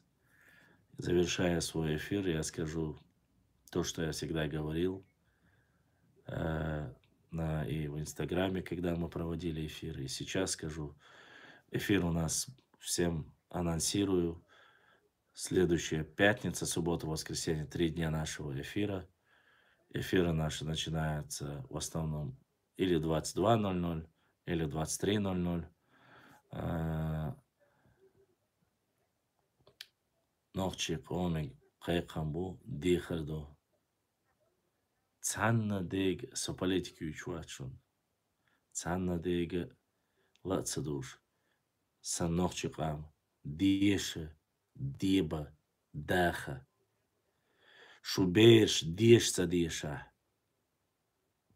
Иш лейш хербушун. Не забывайте об этом. Не в прямом смысле. Не в прямом смысле. Но царах лейш хербушун. Цанде шеберах лейхали цаля. Иш лейш хла. Цейр хусам хуалар хердачун. Цейр хусам хуалар цахалах. Вайкам дор душун. Вайгилкш дор душун. Вайкадик душун. Дин, ислам дин цая дор дац. Ислам дин дор дац. Аллах дала вайн дел дол. Но вайкам дуй. Дольче дадерду. Арах дала, малх бузиха дала, малх балиха дала. Политик ю. Но хардувайца. Шиеца циеца. Махкан уайлие. Қоман уайлие. Цундера диша диш. Диба диб даха дах.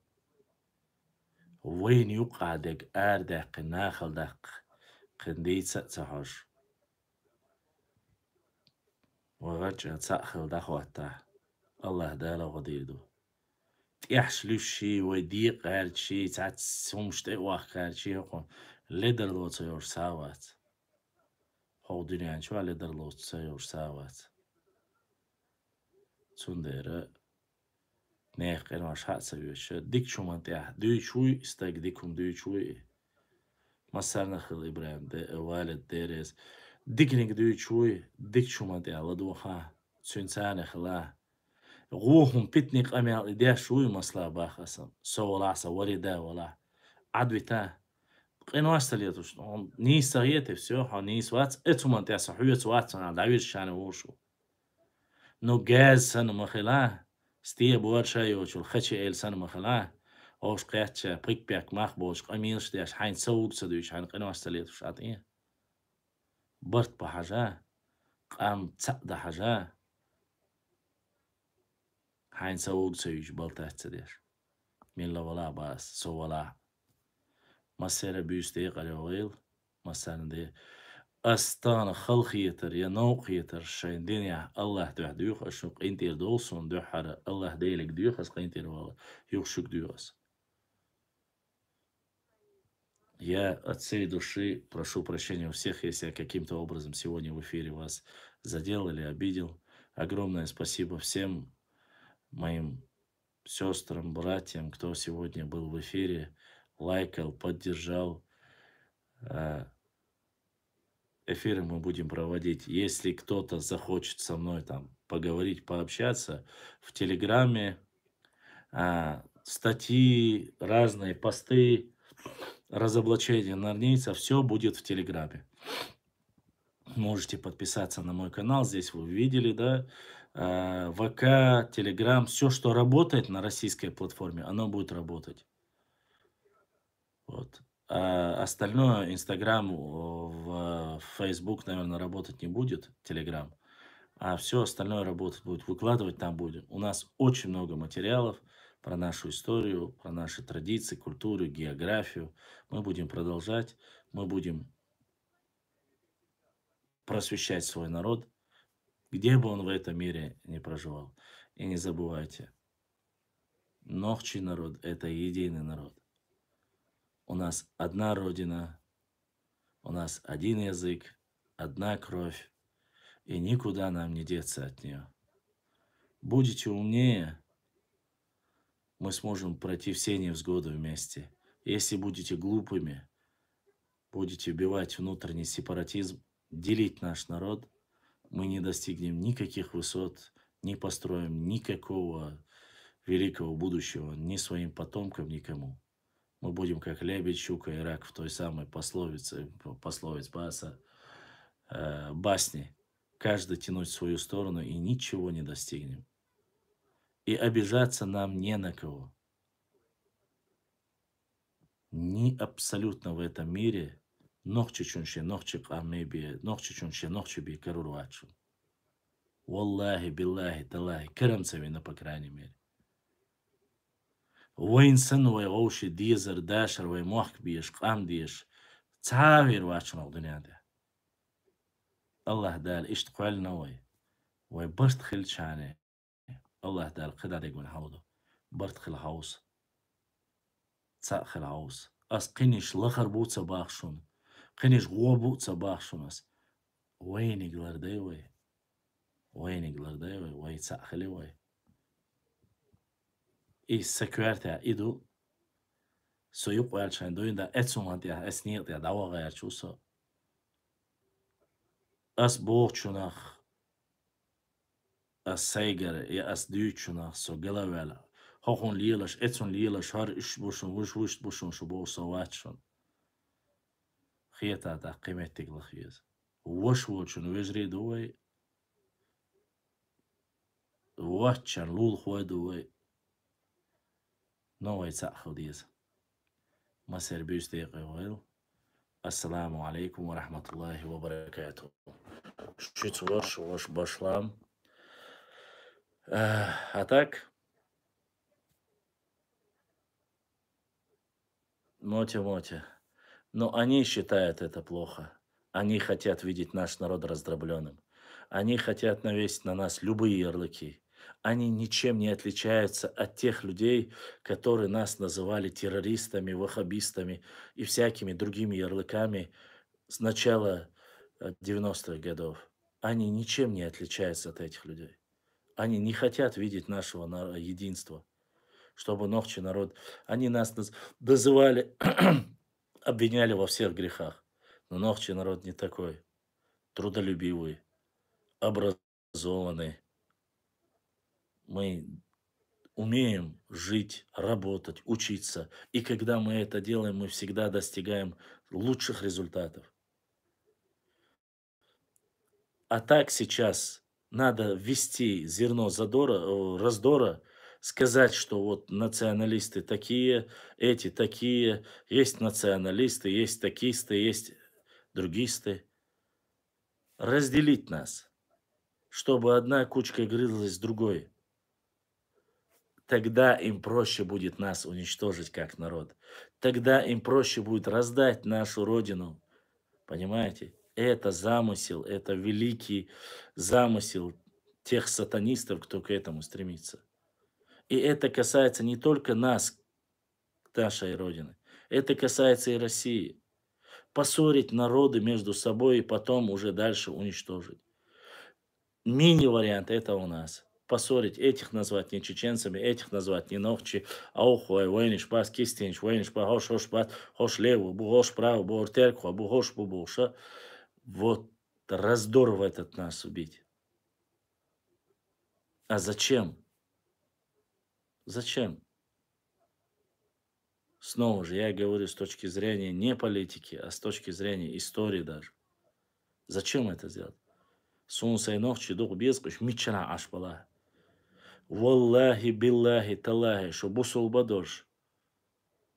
Духар бусул бадош, ногчи дала. Цхан ногчи чуна. Цхат адам ци уахца багайт. Ху адир дош мамарса. Цуну халхи етар цадак хидег. Бусул бавош, ногчи вош бахшунас. السؤال إشتو أتعلم ميحتري تعلم لأري صدق شو عدك الله ديلو خوشوك وي ليخلي شوشتات وي ليخلي شوشتات حيق لعدوش بوسو بادوش برت بوش وي خلدي يشتوي إتصديزي ده حق لا حق أومن ماستوقي Büyük şegu mastag, pitan liru şegu mastag. İmüjgi valah, imülç qomaq valah baz. Так, şeş valeş. Başşun istori hunduyçu.